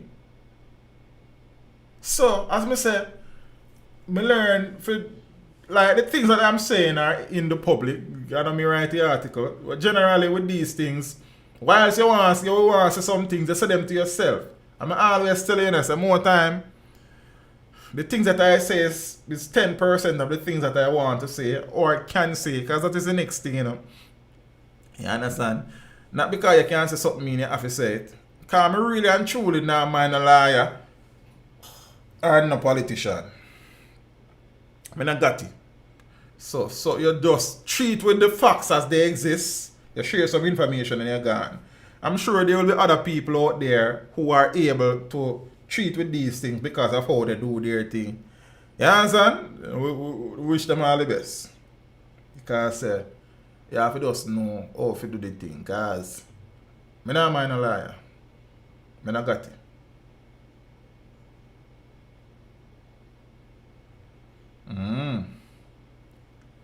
Yes. Now, to the PNP. I read this article. I said then, me never see this article today. I think that today published or yesterday. But I have been saying these things from the devil was a boy. PNP election last report buried.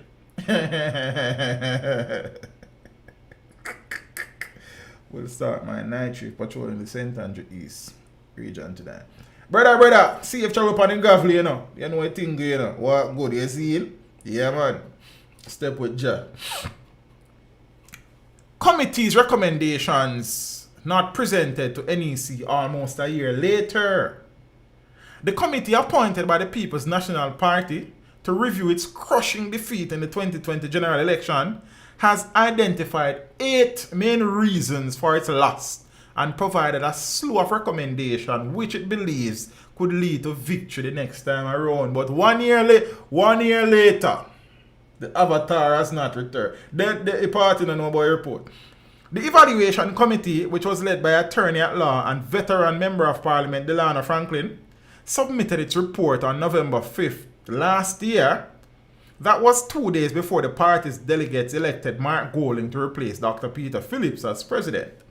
But so far, the report has not been made public and has not been presented to most of the party's bodies, including its National Executive Council, the PNP's second highest decision-making body.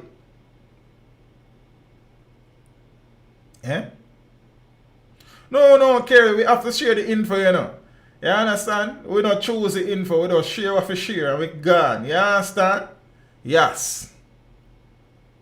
Now, the Jamaica Observer has seen a copy of the report which claims deep divisions. I would have never known if a report never tell me. In the party and a lack of funding were among the main reasons for the 1449 seat defeat at the hands of the Andrew Holness-led Jamaica Labour Party.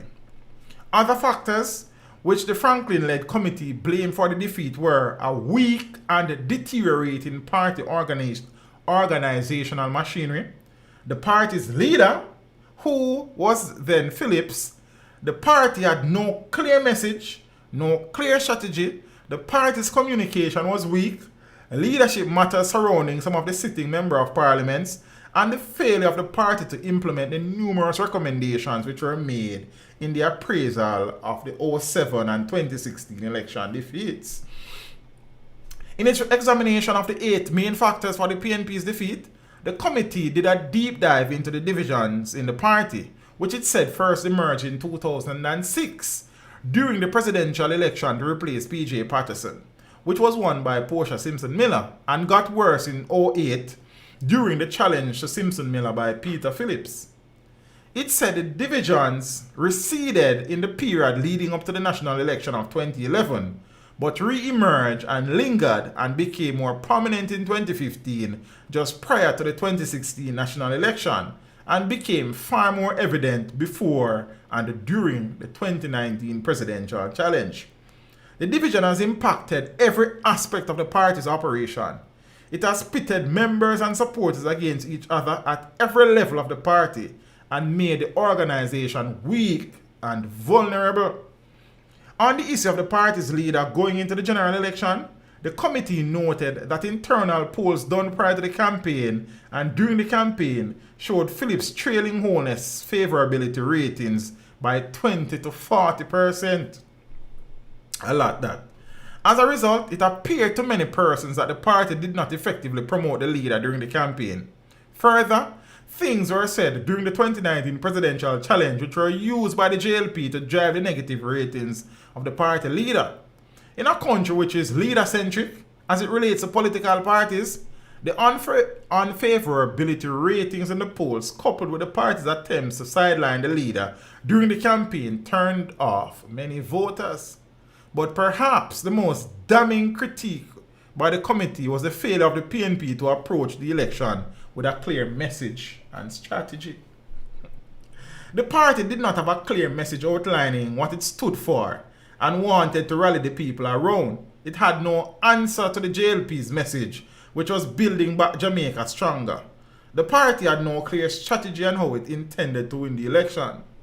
While it had all the candidates in place before the election, candidates and party workers found it difficult to campaign because they had no specific message to take to the voters.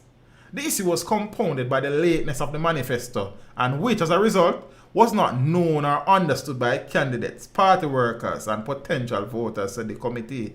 Along but it's own done. According to the committee, a number of people in the PNP's leadership were speaking on different topics, some at cross purposes, and this created confusion in the minds of its members and supporters.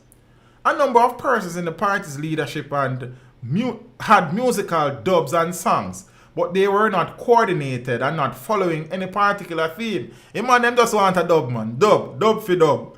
Which one there, so we can continue. We don't know about sound, we can't just cut dub, you know, have to cut dub and know if you use them. We can't just cut dub like that. Enough sound clash me go then if a dub not cut right and introduce right, and then up on the right rhythm, and you not play it for the right crowd, then you not go loud. Yo, Jaja, you want them cut sound dub, and not play them right. It's wrong selection. Alright, but they were not coordinated and not following any particular theme. I just dub and came across as promoting individuals instead of the party. Some man out and stunting and then sinting.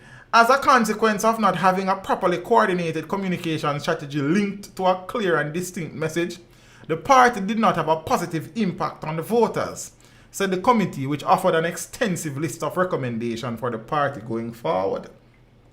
However, it noted that several of its recommendations had already been made by the committee which reviewed the 2016 election defeat, but those were never implemented. But if the PNP spend so much of a fight between them one another, they're going to find time to implement them things. Among many of the recommendations from Franklin and his team was for the party to begin work assiduously to overcome the divisions among its ranks. If it does not, it will be in opposition for a long time to come, warned the committee in the report which was handed to Golding immediately after he defeated Lisa Anna to take the PNP's top job on November 7 last year. The incoming leader of the party must address this issue as a matter of urgency.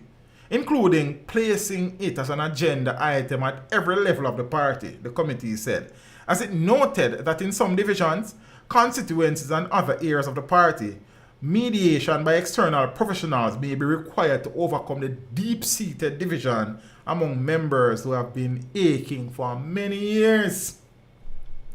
You understand? And some whole heap more things, but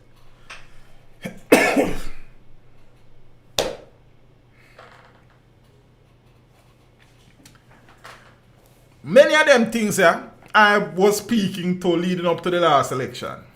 Zane, and telling us I saw a thing I go based on this and based on that and that and that. As me telling you again, me do one course one time named Politics and Change, and it kind of give me a little understanding of the political wheelings and dealings and feelings and meanings. So, and as I've said, I like that aspect of the politics, not the corruption, foolishness, slighting, cronyism, nepotism business. Politics and astute politics. You understand the moves and the counter moves, and it's a little, that chess game part, I think that. Yeah, man. But the part where you mash up the country when I depend on something. You see it? Alright. PNP fell asleep at the wheel. You understand? Jesus stay at the wheel. I put it in your hand. I saw you song. I don't know a song. I hear one couple times. But say that I go on. But one next thing I want to talk about before I leave is a situation surrounding arguably the greatest sprinter of all time. Alright, nobody kill me, nobody crucify me. Female, that is. You understand? But based on achievement, the fastest woman alive, over about the PNP, not the PNP, the 100 at 200 meter. That funny. Yeah? Elaine Thompson here. Zane, Elaine Thompson was in the form of her life throughout the season. Well, in the latter parts of the season, as she started out, very slowly, Zane being defeated at trials in both events that she participated in. But Frano had her in tip-top shape, possibly world record shape, in the Olympics and after the Olympics. Zane, and if you ask me and many people, they would tell you that Elaine Thompson is currently the world record holder for, especially the 100. You understand? Because they must have flow Joe time was kind of a crime like. But say yes. So, I start here some little rumblings and dumblings from the other day. I saw an article where say Stephen Francis Frano, and Stephen Francis is simply the greatest track and field coach of all times. Nobody can tell me nothing else. You understand? Nobody not greater than Stephen. No guy, no girl, no bad. Stephen Francis is the man. Frano is a strange fellow. His based on our accounts is not the easiest man to deal with. But based on results, Frano the boss. I need to interview Frano one day, You understand? Alright. Now say, Frano said, as far as he is concerned, Elaine Thompson may not be at MVP next season because some people start whispering at Elaine ears and some people don't know where she has come from and something. Elaine, in response, rumors them spreading. You understand? Saying a sense me having no. I'm on the done in the running. I be a rumors are going. You see? Then say, it things start warm up, heat up, them something. Apparently, as a matter of fact, before we even go any further, the article where say Elaine may not be at MVP come October when training resumes is that her husband may now take over as her coach and coordinator track and field business and them. Something there. And this is concerning. Elaine is on the verge of No, it wasn't confirmed, Ali. It ain't not confirmed, man. Stephen just attack for you, man. Ilian, I say rumors them spreading. You understand? Say MVP, she leaving. But she is still done in the running. I just rumors are going. So now, apparently, there are issues. So much so that one of the greatest track and field minds in the history of track and field, Bruce James, you understand? Who heads is the president of MVP, and we must forever be grateful to Bruce James. He started the revolution of track and field with the creation of MVP, man, Frano and Paul, which is Stephen's brother, Zane, and you know, Asafa Powell started to pave the way, and the rest is history. Zane, MVP, in my opinion, is responsible for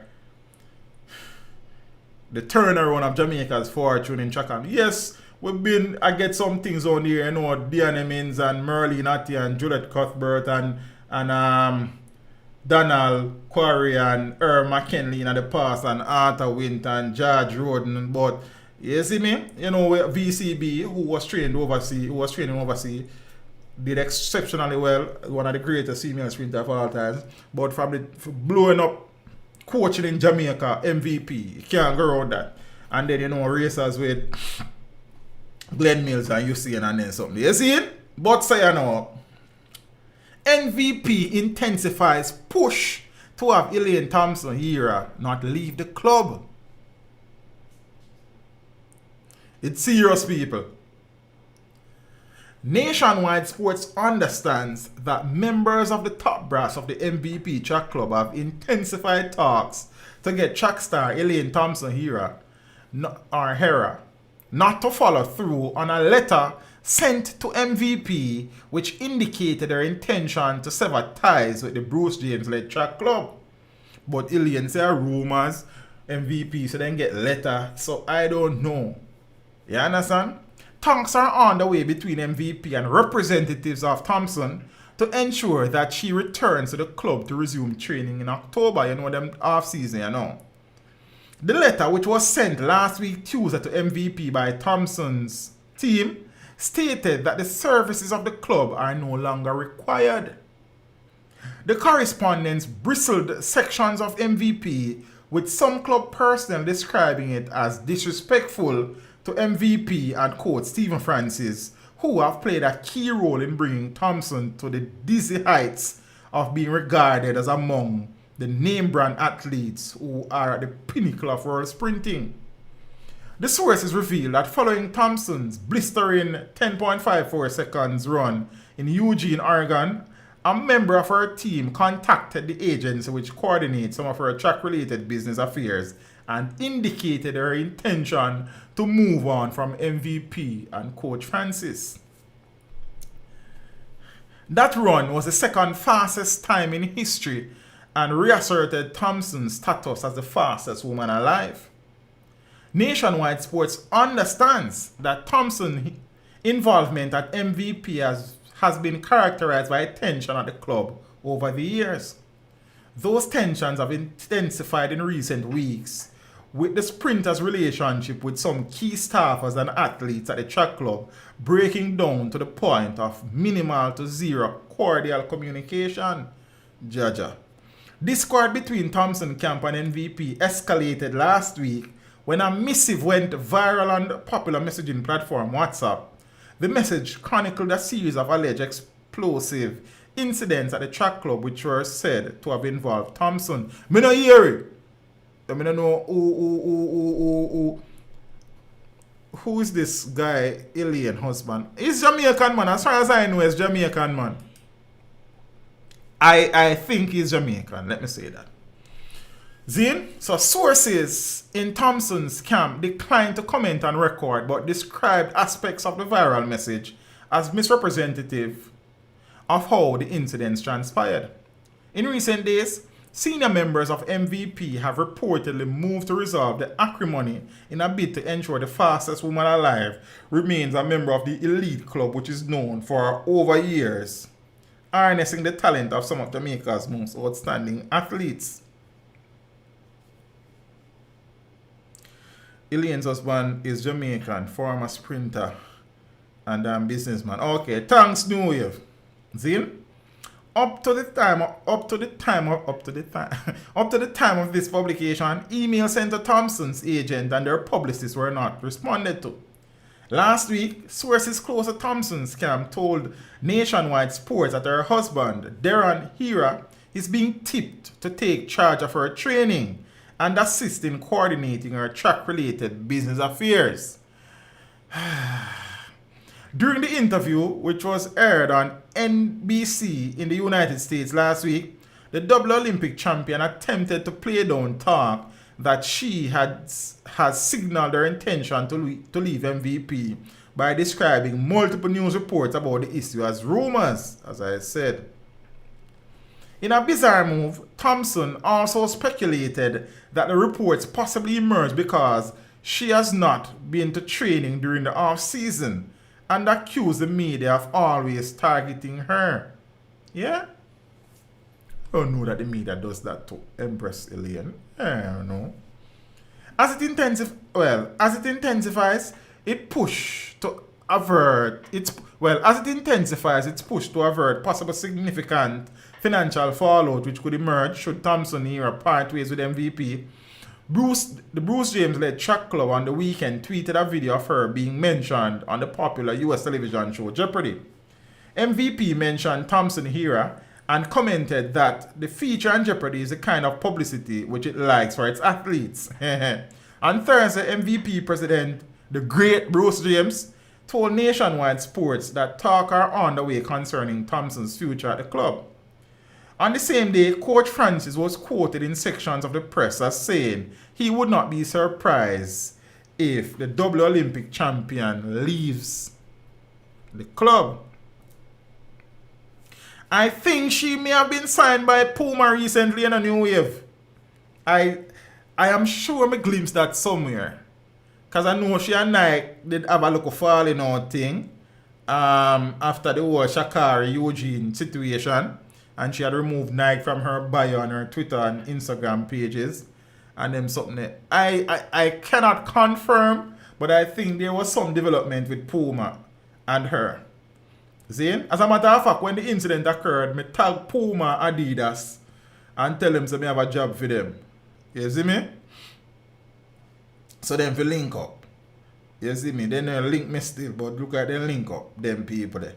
Speaking about Nike, I don't want to cause any fright, but I saw an article somewhere today that says that Steve Francis might have said that a top United States female sprinter who is signed to Nike may be training at MVP come October. Yo, Jamaica always a keep it. I will keep it. I will promote Jamaica. Unless it's a COVID aquí. We don't can promote Jamaica and a COVID. So this is a dance too big. Yo, Jamaica always a keep out. If I don't want things next. But interestingly, now let's see if I can find the first article with Stephen Francis. Because Stephen says Stephen is, you know.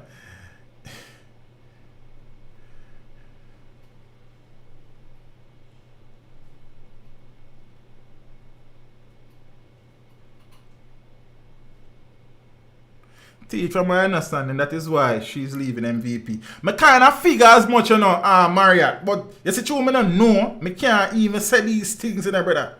I like to speak the things when I know. I can't confirm it. You understand? So, yes. I don't know. But a whole heap of things has been said still. So people are now speculating. Nike still in her bio. She probably put it back. I'm more sure she did take it out. See? So many people are speculating if it's going to be Sha'Carri Richardson. I do not know. Stephen Francis and I don't know each other. Stephen Francis and I don't know each other. Bruce James and I don't know each other. So I do not know. Sha'Carri and I don't know each other. But me don't know. But I saw the speculation on Twitter earlier. And people have said, Jesus, please don't make it be Sha'Carri. But Sha'Carri is aligned to Nike. And they said Nike. So, I don't know. The truth though, if Stephen Francis takes Sha'Carri, she will improve. That is for certain. Stephen Francis no miss. You understand? As I say, Stephen Francis is the greatest coach in the history of track and field. And nobody can tell me otherwise. Yeah, well, they can tell me, but me not gonna agree. You understand? So, it want to look away like. So, October soon come. So, make we see who will turn up at MVP when October come. And whatever decision Elaine make, I hope that it will be the best decision for her and her team and her family.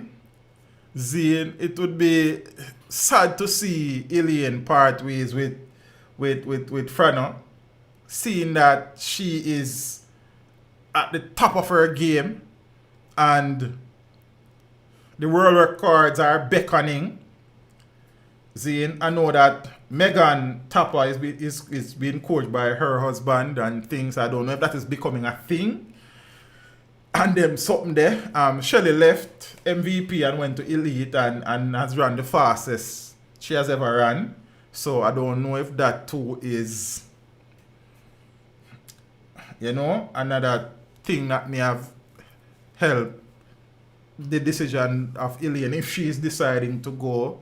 You understand? So MVP, like the world will stop at MVP, Zane, but Stephen Francis, despite his methods, I boss. You understand? Him get results at certain things set up. You see me? And as I said, Stephen Francis transformed along with MVP the face of Jamaica's track and field. Yes, we have had good moments down the years, but Glenn Mills and Stephen Francis, the boss them. You understand? But Elaine must know what is best for her, Zane. And I mean, Jamaican athletes train in the United. Many Jamaican VCB trained overseas. You understand? Many of our Jamaican athletes trained overseas. And it's not like only Jamaicans train at MVP and racers. You understand what I say? International athletes have been training in Jamaica for a while. Not no new. It's just that probably no big name. Probably Darryl would be probably the biggest one who was at racers for a long time. Zane and thing. So I know. And Jeremy and Macy used to work out at MVP when I time to racers. I think racers. Zane. Whilst he was representing the UK, even though Jermaine was Jamaican born and so I don't know. So I go watch and see peeps. Interesting. Track and field off season is always interesting. And thing. Like we see. As I say, based on all accounts, Daniel Bailey as well from Antigua as well, yeah. Was at racers too with you seeing them and thing. And something. So like we see. So it wouldn't be the first international athletes would be training in Jamaica. It's just that we know enough Jamaicans I hope saying a Sha'Carri. But low key that would be very funny still. But not telling a lie.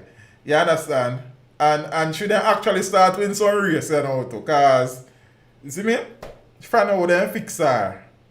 See? But I don't know that fear attitude and Frano's attitude they work out now, Because Frano not busy with people, See? Yeah, Garfield, I see the rumors, man. I don't know. But then Nike sponsors MVP. Nike could pay MVP very handsomely. So, say a thing go. You see me? And these things.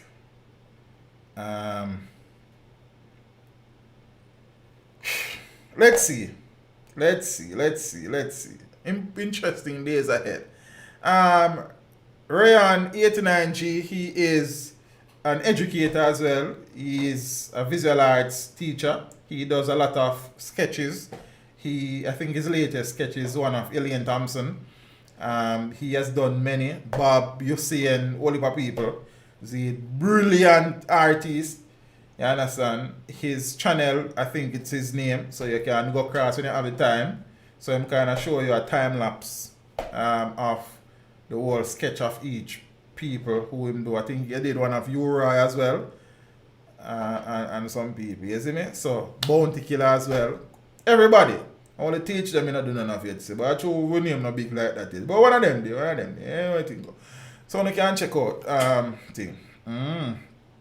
Yes, interesting days. Interesting days ahead. I would really love for Alien to stay at MVP. Still, me just have a different level of respect for Stephen Francis. You understand? As me telling said, technically, Alien Thompson is the most gifted sprinter ever. Technically.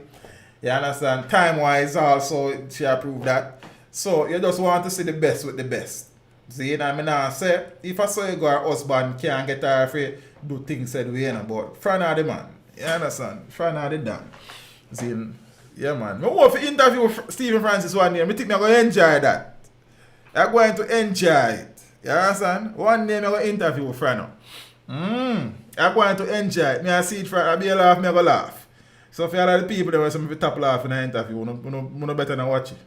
Alone laughing. When you lucky says Fran and not sing to, because I sing a song them. That me ask him what song you like and just sing it. Peeps, big up on yourself. Appreciate the support. You know what I mean? I do some work and thing and these things. I'm going to finish do some research on an interview we may have tomorrow. I say a man that do music before independence. I could have lied that still, but I'm not far. You understand? Big up on yourself. We start edit the interview for Tuesday. That's one of the greatest thing ever about the place. Them man they just great. I'm good as I was split it to that 2 because about 2.5 hours. I'm gonna split it between Tuesday and Saturday. Me see when me interview, when me edit, me feel the vibes. Teach them so you're done. Cause you just come me there from 6:30. That's at 2 hours and 40 minutes, 2 hours and 10 minutes now. A long time me there. You understand? There from 6:30. You see Kerry? So I'll see you soon. Peace. I need to see our husband portfolio. Her husband. I think. Yeah. So, Mr. Mills. Oh, Glenn. Yeah, man. So I'm going to interview Stephen one day. I'm going to interview Glenn too. You understand? But Stephen is just a character, brother. You know what things set up. You know, Stephen is just a different brother. You see me? Yeah, man. Jimmy Cliff. I want to answer, man. Father Cliff. Link up. Because we have many rivers to cross, you know. You understand? Yeah, man. Make a link up. Peace. Walk good. Step with ya. Soon on Tuesday. 7:30. Make it a date and don't be late. Don't look for it. Get book for it. Enjoy the week, you know. Make some money. Stay safe. Remember to give thanks. And say your grace. And stop complaining about foolishness. Most of the things that we complain are simple things. You know much people then glad for your life how we got to we are complaining about. We don't give thanks, man. Yes, Uno. I'm out. Thank you for tuning in. Like the stream before you go. Subscribe if you haven't done so. Remember to share the stream with your family and friends and browse the channel for more amazing content. Until next time, walk good, my friends.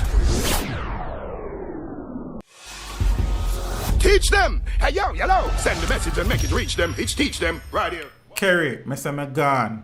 I'm going to talk about big up Man United fan. Man, go on here, man. Must I call my side loser there to believe in football talk, you know, gone. A good thing not everybody drop points except City. You see me? Aston Villa kill United. I don't know I'm to my side against City. City was the better side, right? Sure, them deserve to win. I get to watch a Liverpool match, but it's funny to me said way. Peeps, me gone. Kerry, me gone again. I went out there. Yes, alright. Thank you for tuning in. Like the stream before you go. Subscribe if you haven't done so. Remember to share the stream with your family and friends and browse the channel for more amazing content. Until next time, walk good, my friends.